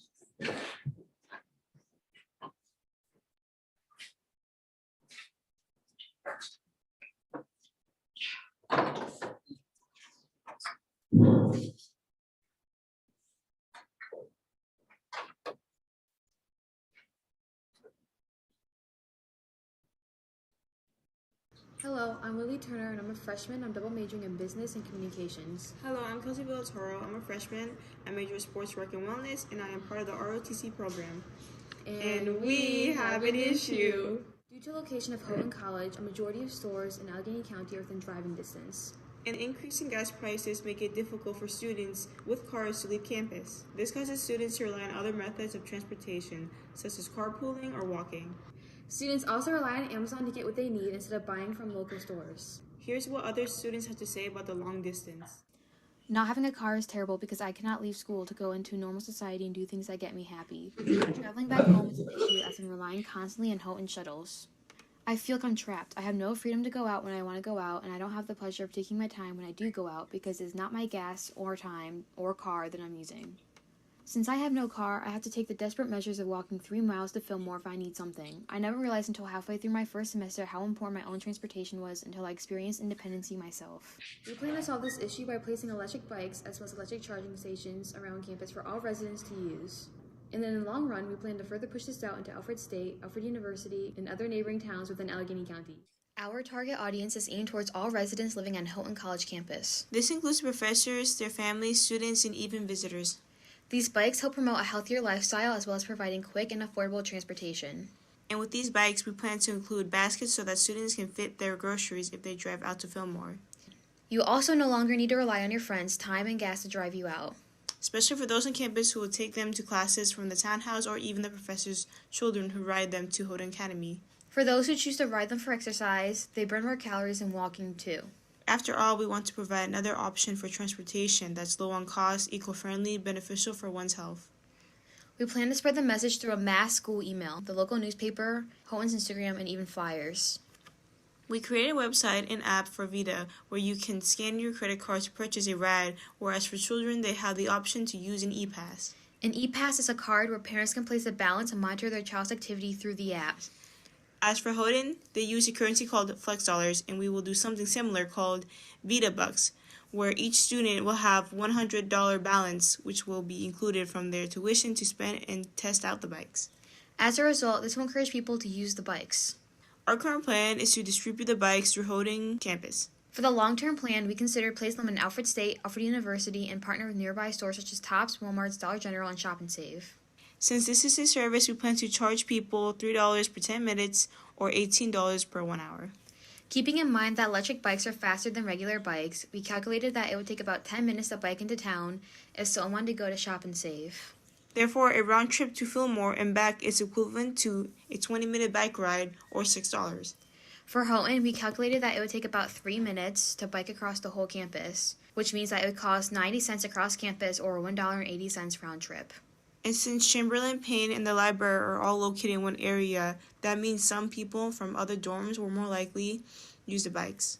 For example, the women's dorms, Lambine and Gillette, are within a 1 to 3 minute walking distance from our classes, whereas for Roth, it's about a 4 to 5 minute walking distance, and Shen is an 8 to 9 minute walk to class. We expect to get more from those who live in dorm buildings further away from the classes since it's a longer walk for them. Assuming that 70% of the people using the bikes will use it around campus and that 30% would take it to Shop and Save, we estimated that we would get $90,355.72 in sales for year one. For our cost of goods sold, our price was $33,801.60 for maintenance items and the electricity in 1 year. We took into account that the electricity for the bikes would only be running during the school year, and we would turn half of the charging stations off during the winter. In other words, our gross profit would be $56,554.12. However, let's say that we choose to buy 30 bikes and electric charging stations for the whole campus in year one, as well as a GPS for each bike. And the cost to hire an app developer and landscapers would cost us $127,750 in year one.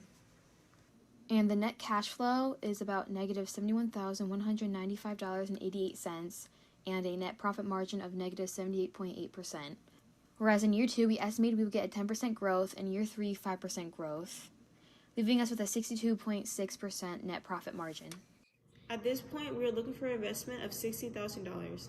This will help us cover a portion of our startup costs for the first year. With our prizes, we plan to buy 2 bikes and install 1 charging station on campus. We will do this so that we will get an idea of how many students want to ride the bikes. Thank you for listening to our pitch. Ignite with energy.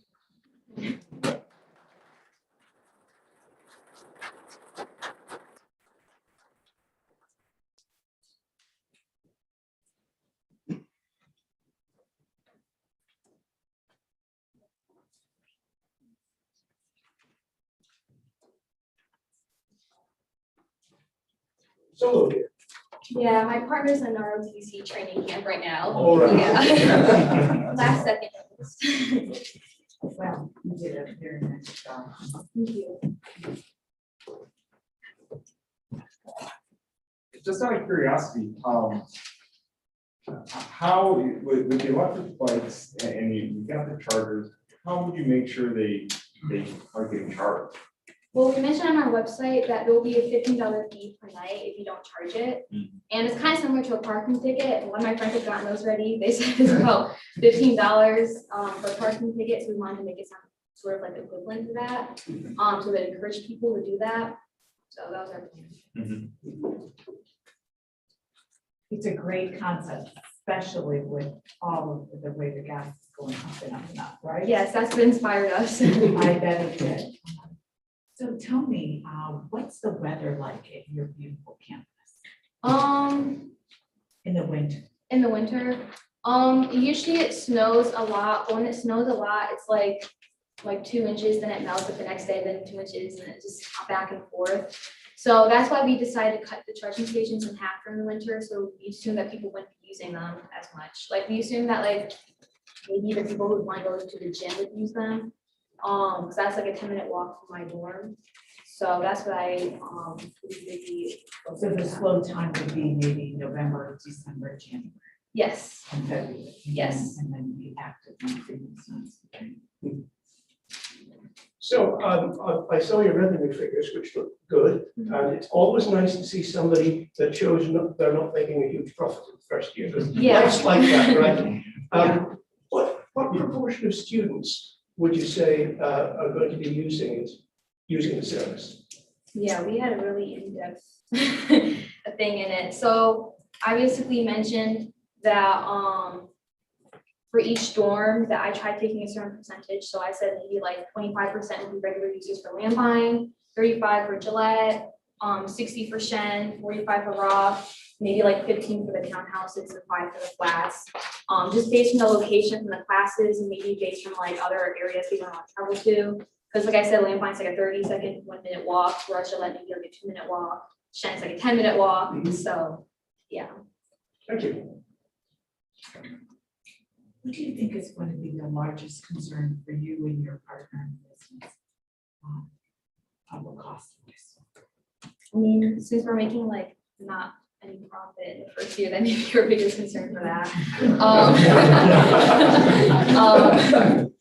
I would say that's probably our biggest concern. But the thing is that once we already pay for all the bikes, charging stations, the app developer, landscapers, any sort of things like that, that's just a one-time thing.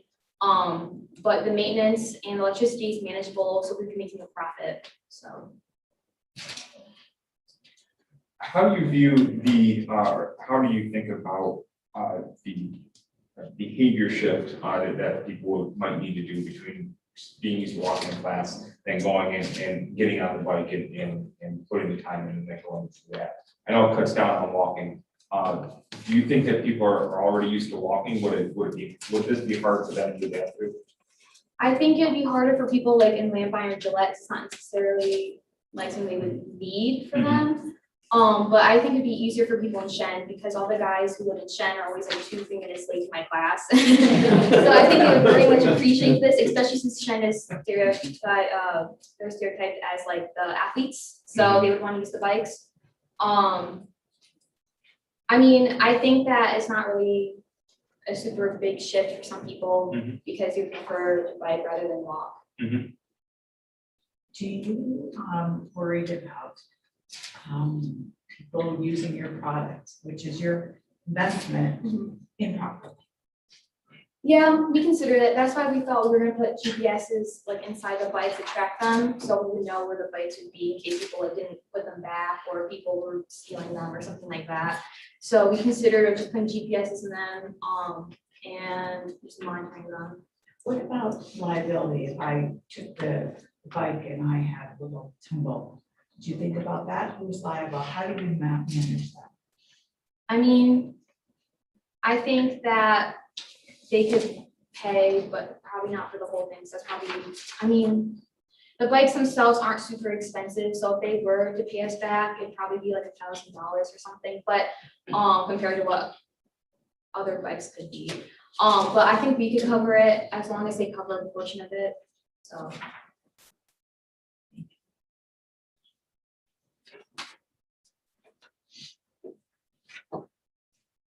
Clever idea. You did a nice job. We thank you. Thank you very much.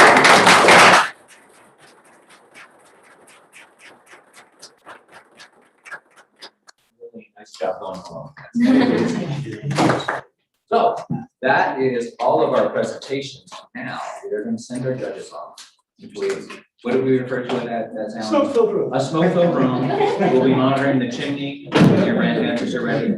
So. Gray smoke, black smoke. Yeah, that's how we're going to do it. Okay, so we will excuse our judges now, and they will be going to room 305, I believe it is. And actually, you'll be going with them? Okay, and actually, we'll be going with them. So I will grab my clicker. Yes, sir. All right.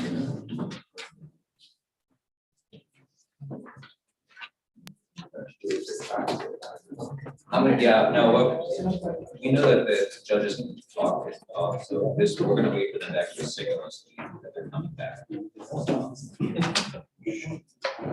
We could do the whole Jeopardy theme song. Yeah, we could do. No, we're gonna talk and do some thank yous since we have everybody here.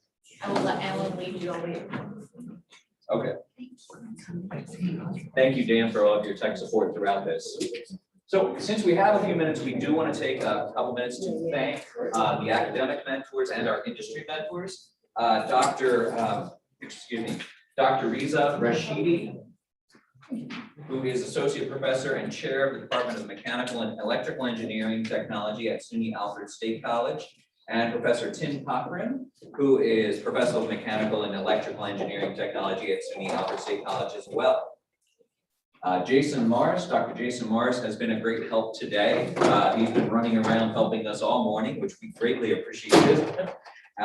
He is Associate Professor and Chair of the Department of Mechanical and Electrical Engineering Technology, excuse me. He's Assistant Professor of Finance and Entrepreneurship at Alfred University. Apologize about that. I was reading Dr. Rashidi's for you, Jason. So. Okay.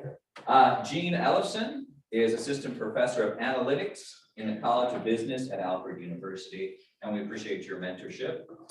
And Dr. Alex Wright from Houghton College. He is Assistant Professor of Business and Management and the Houghton Chair of Private Enterprise and Ethics at Houghton College. And I believe Dr. Wright had two groups he mentored with, so we are grateful and for his help.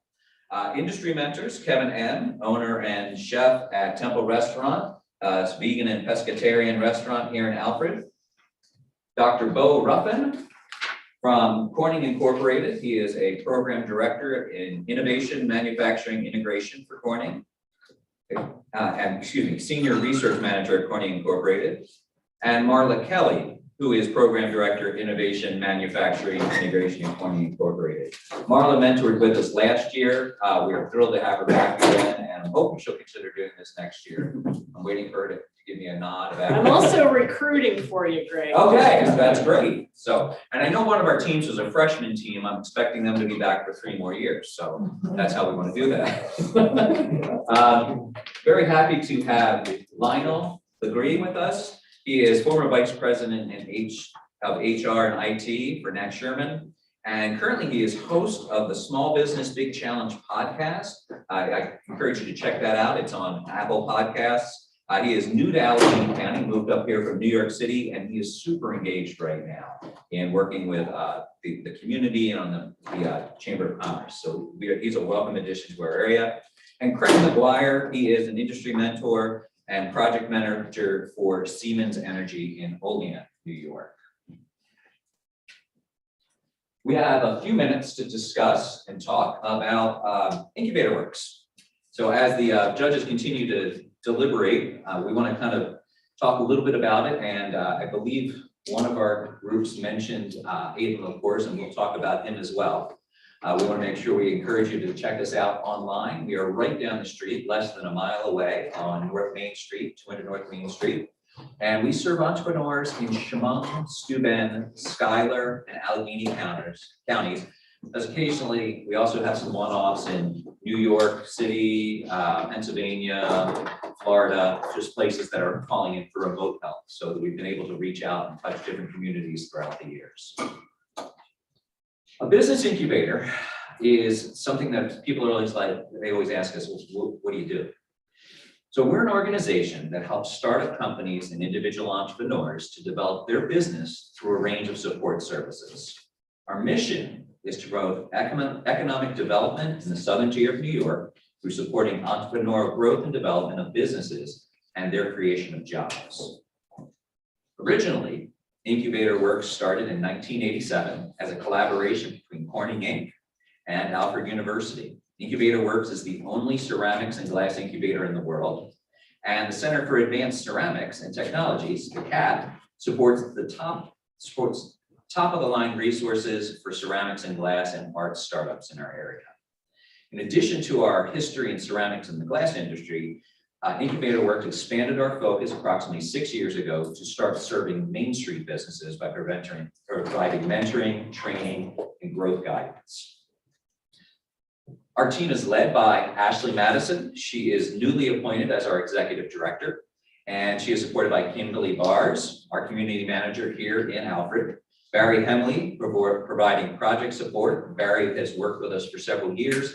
He is actually located in Maine, and he is a wonderful support throughout to us and to local businesses. And as mentioned earlier by Alan, he does a great deal of support for behind the scenes for food service and restaurant businesses. The man is amazing with figuring out costs in those areas.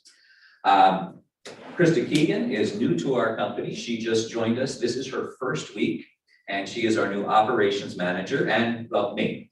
So you've already met me. So Ashley really continues the vision of community and entrepreneurial outreach originally put in place by Nancy Kirby and Alan Ray. Nancy and Alan just retired. Nancy had a week off, and she must have not enjoyed it very much. She's back here working with us today. She has done a fantastic job, along with Alan, of kind of putting us in the area of support for Main Street businesses. Many incubators that are out there are usually affiliated with a university. So students come out of the university and they work on high-tech solutions. Main Street businesses really are those things that support larger industries and high-tech industries. The support focus of our incubator continues to have some high-tech areas, but our outreach is really geared towards small, independent, one-person, two-person, 10-person type of operations. We're very happy to kind of continue the path that Alan and Nancy put our organization on several years ago. And we're grateful for their continued impact with us. In fact, Nancy was away this week, and I have her matched up to work with a local not-for-profit when she comes back next week and joins us for a little bit. She's a joy to have, and her expertise is second to none. One of our ongoing programs is our 11-week entrepreneur course. Our 8th cohort starts on April 20th, and we'll be doing this live as well as on Zoom sessions. This cohort is going to be sponsored by Corning Credit Union. And on the final night of the competition, the pitch winner will be awarded $5,000. We encourage you to check out your program for the day. And the 11 weeks of the course are kind of laid out within there. For details, you can reach out to me at Incubator Works, or you can reach out to Kim Bars. As the judges continue to decide the 2022 winner, we wanted to take a moment to recognize last year's winner. We mentioned Think Orange AgTech from Houghton College, Innovair, our second place finisher from Alfred University, and Tribal Electric from Alfred State College. We're particularly proud of Aiden, of course, not just because he took second place, but that he reached out to us afterwards and said, I'd like to make this idea work. And Nancy was our director at the time, and she approved us providing him with a 6-month lease at no cost. And then we extended for another 6 weeks. He is now able to manufacture his extra strength or almost unbreakable glass drinking straws. And his company that he has founded is called Glass Lab. And they believe they have their first order for 3,000 straws that he has put into production. So we are just really proud of him. Great attitude, great energy, and graduated last year and is wrapping up his graduate degree, his undergraduate degree last year, went on to do a degree in business administration for his graduate degree, and he finishes that up next month. So we are just really pleased to have him as part of our incubator. We're curious to see kind of where he goes from here. We'd like to thank the Startup Allegany Committee We have representatives with them from Alfred University, Houghton College, Alfred State College, Allegany County, IDA, Western New York Incubator Network, and Accord, and we appreciate all their help in putting this together. A special thanks to Ceiling Devices, as we mentioned earlier, CAT for their financial support, and Alfred University as our host for the day. They did a great job, and if I could, I'd ask for a round of applause for them.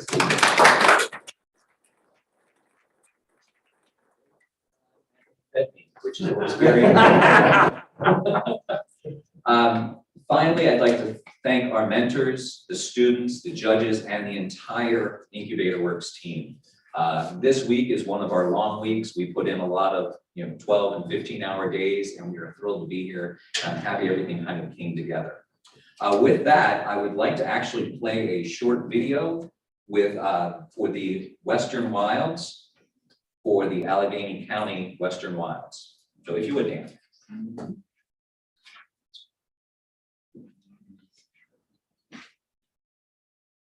Did we have the Clayton video first? You want to do the Clayton video? We can run the Clayton video. Is that the right one? I apologize. Clayton Besh from New York State Venture Capital Fund had provided us a video as well. We're going to go ahead and play that, and then we'll do Western Wilds, if that works for you. I'm going to go back to Clayton's video. Let's do Western Wilds first. I'm sorry. Okay, that's absolutely fine. The video didn't show up here.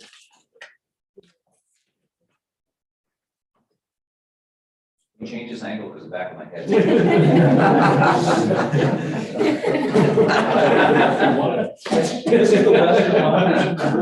It used to be a jungle when I was younger. It's a plane. Thank you, Dan.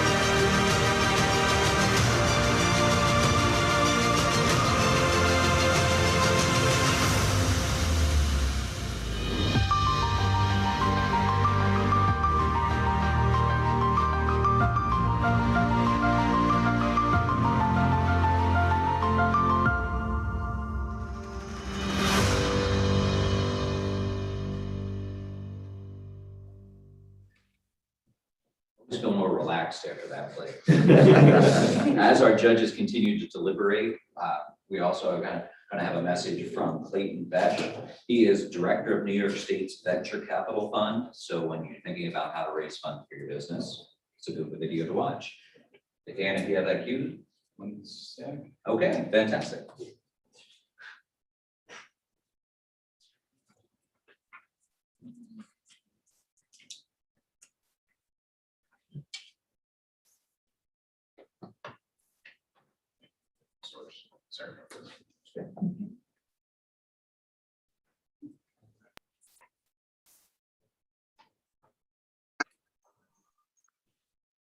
Good afternoon. My name is Clayton Besh. I am the director of New York State's Innovation Venture Capital Fund, which is New York State's VC fund. We invest in innovative companies all over the state in the fields of clean energy, life science, SaaS models, advanced materials, advanced manufacturing. We've had funds since the 80s. This current fund has been around for about 4 years. We have about 37 companies in it with as I say, a variety of technologies and a very diverse entrepreneurial family. We run it like a normal venture capital fund. We are cowards. We don't lead deals. We look for smarter people than ourselves to lead them, other VC funds. But we are very New York State focused and anxious to support our innovative companies any way we can. The most important thing challenge we have is deal flow, looking for opportunities, appropriate opportunities in New York. And the way we look for it is events like your own, startup competitions.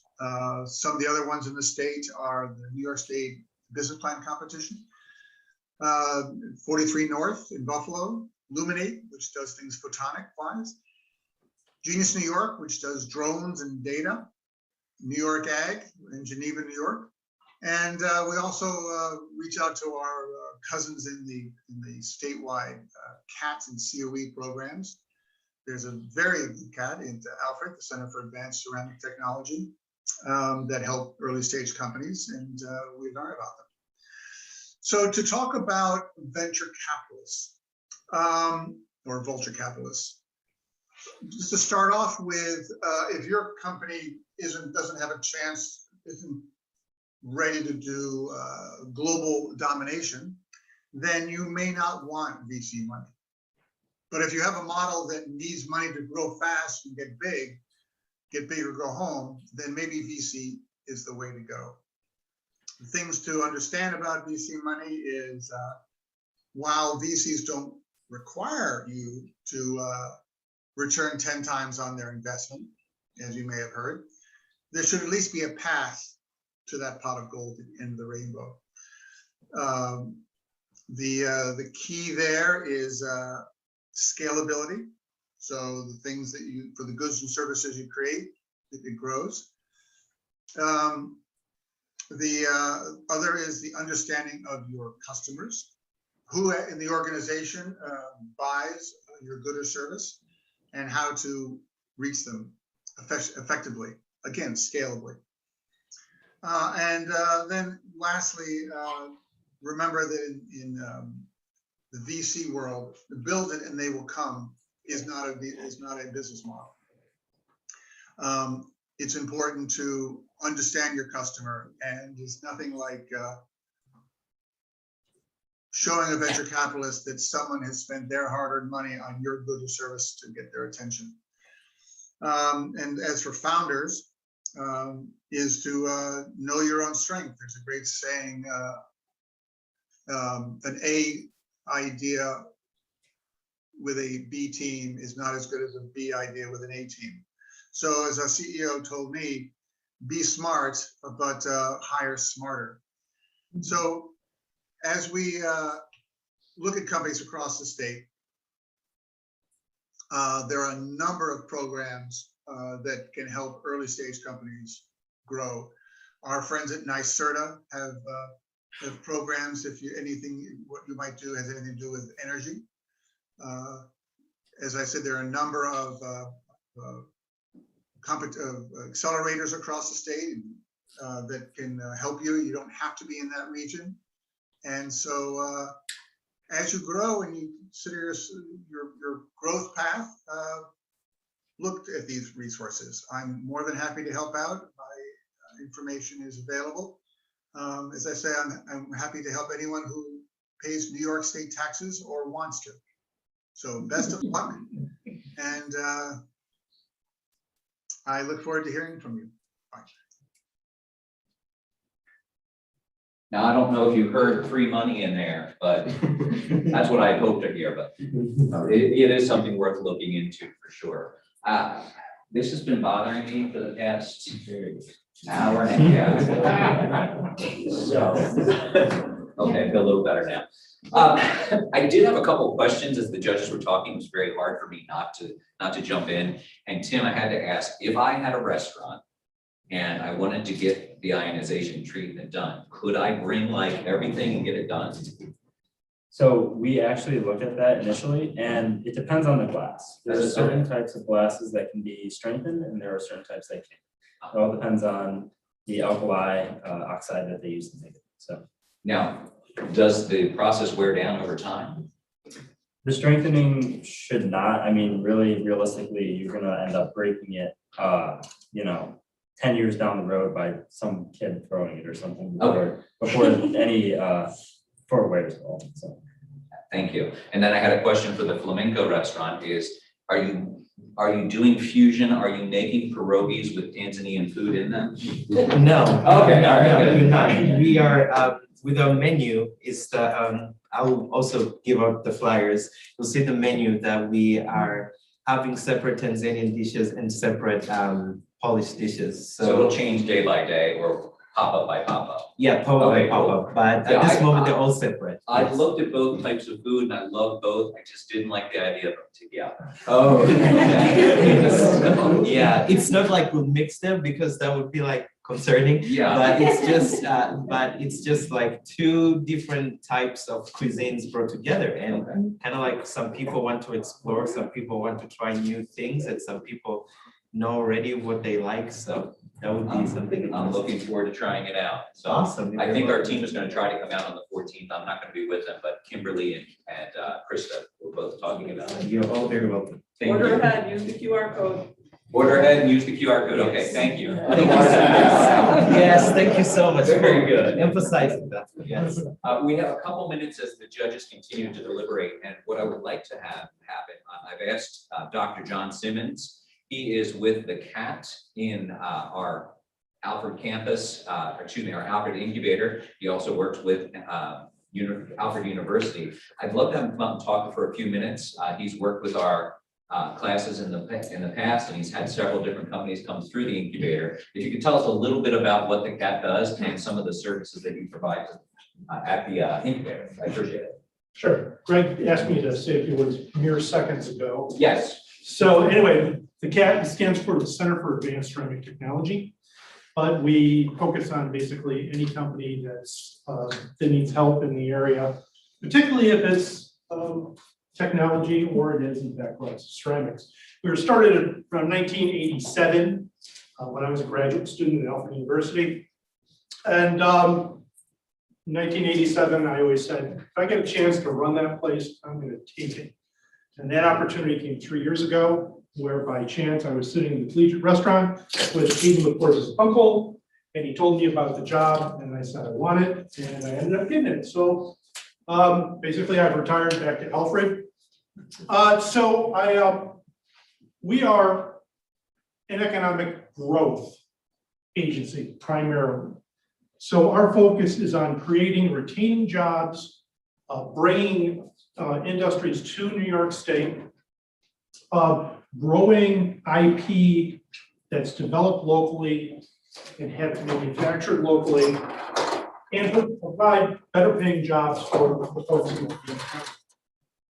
We do that through kind of our traditional role has been as a gateway for industry to get the services of the university, which traditionally has been analytical service and engineering services.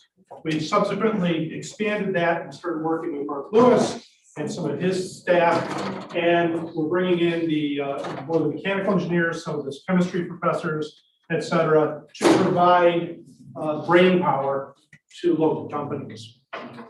We also subsidize internships with local companies, and this summer I have my fingers crossed that every ceramic and glass and mechanical engineer will have an internship this summer, and maybe all the renewable energy engineers most of which will be paid for at least 50% by the Center for Advanced Ceramic Technology. So there's 14 centers of advanced technology around the state.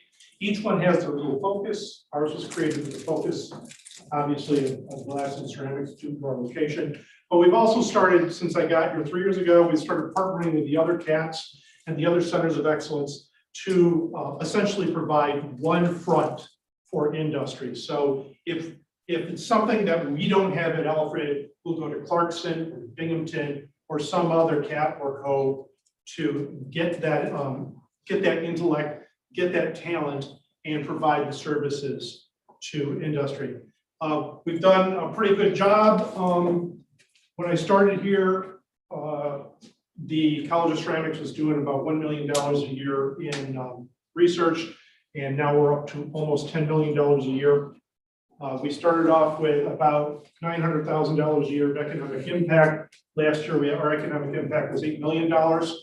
So we're trying to better those numbers. We get essentially measured on that. We have to perform every year, report every year back what our numbers are, or we won't get refunded. So it's very much dependent on us to provide the services and the intellectual property and the brain power to businesses in this area across New York, especially here, to continue getting funding. So I see people have come back. Yes. Thank you. So you don't need me anymore.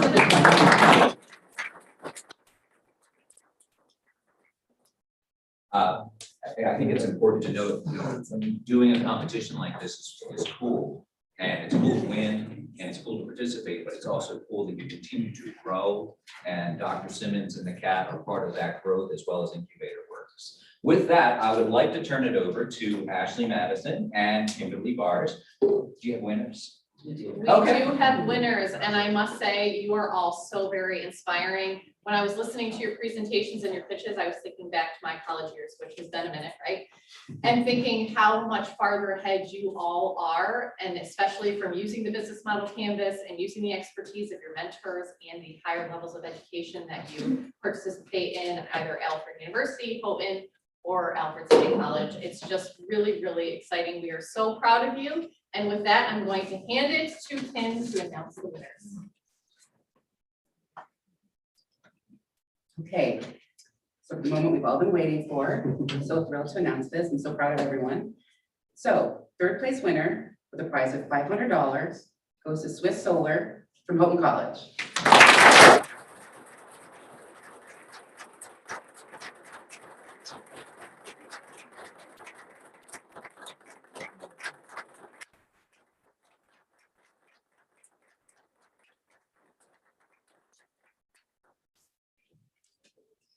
Now for second prize, with a prize of $1,000, goes to Alfred's Flamingo Restaurant.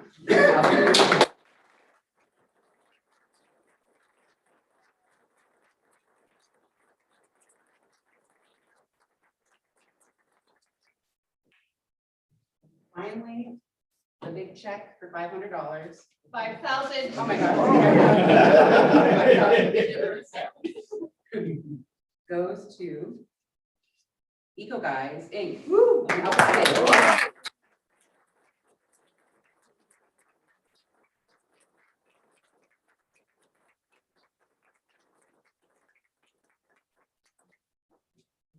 Actually, if you guys would come forward.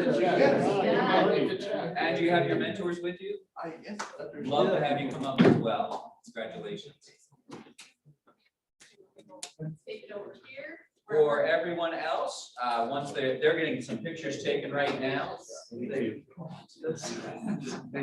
everyone else would like to go ahead across the hall, we're gonna have a short celebration. For everyone watching online, thank you for attending the 2022 AHA competition. We continue to ask you to support local businesses and also to encourage student teams to participate in next year's competition. On behalf of Incubator Works and the Startup Allegany Committee, have a great evening.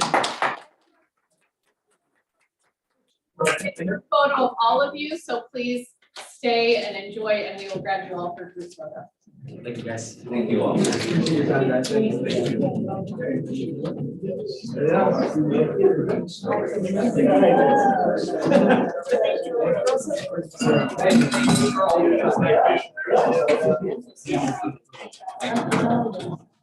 That's right.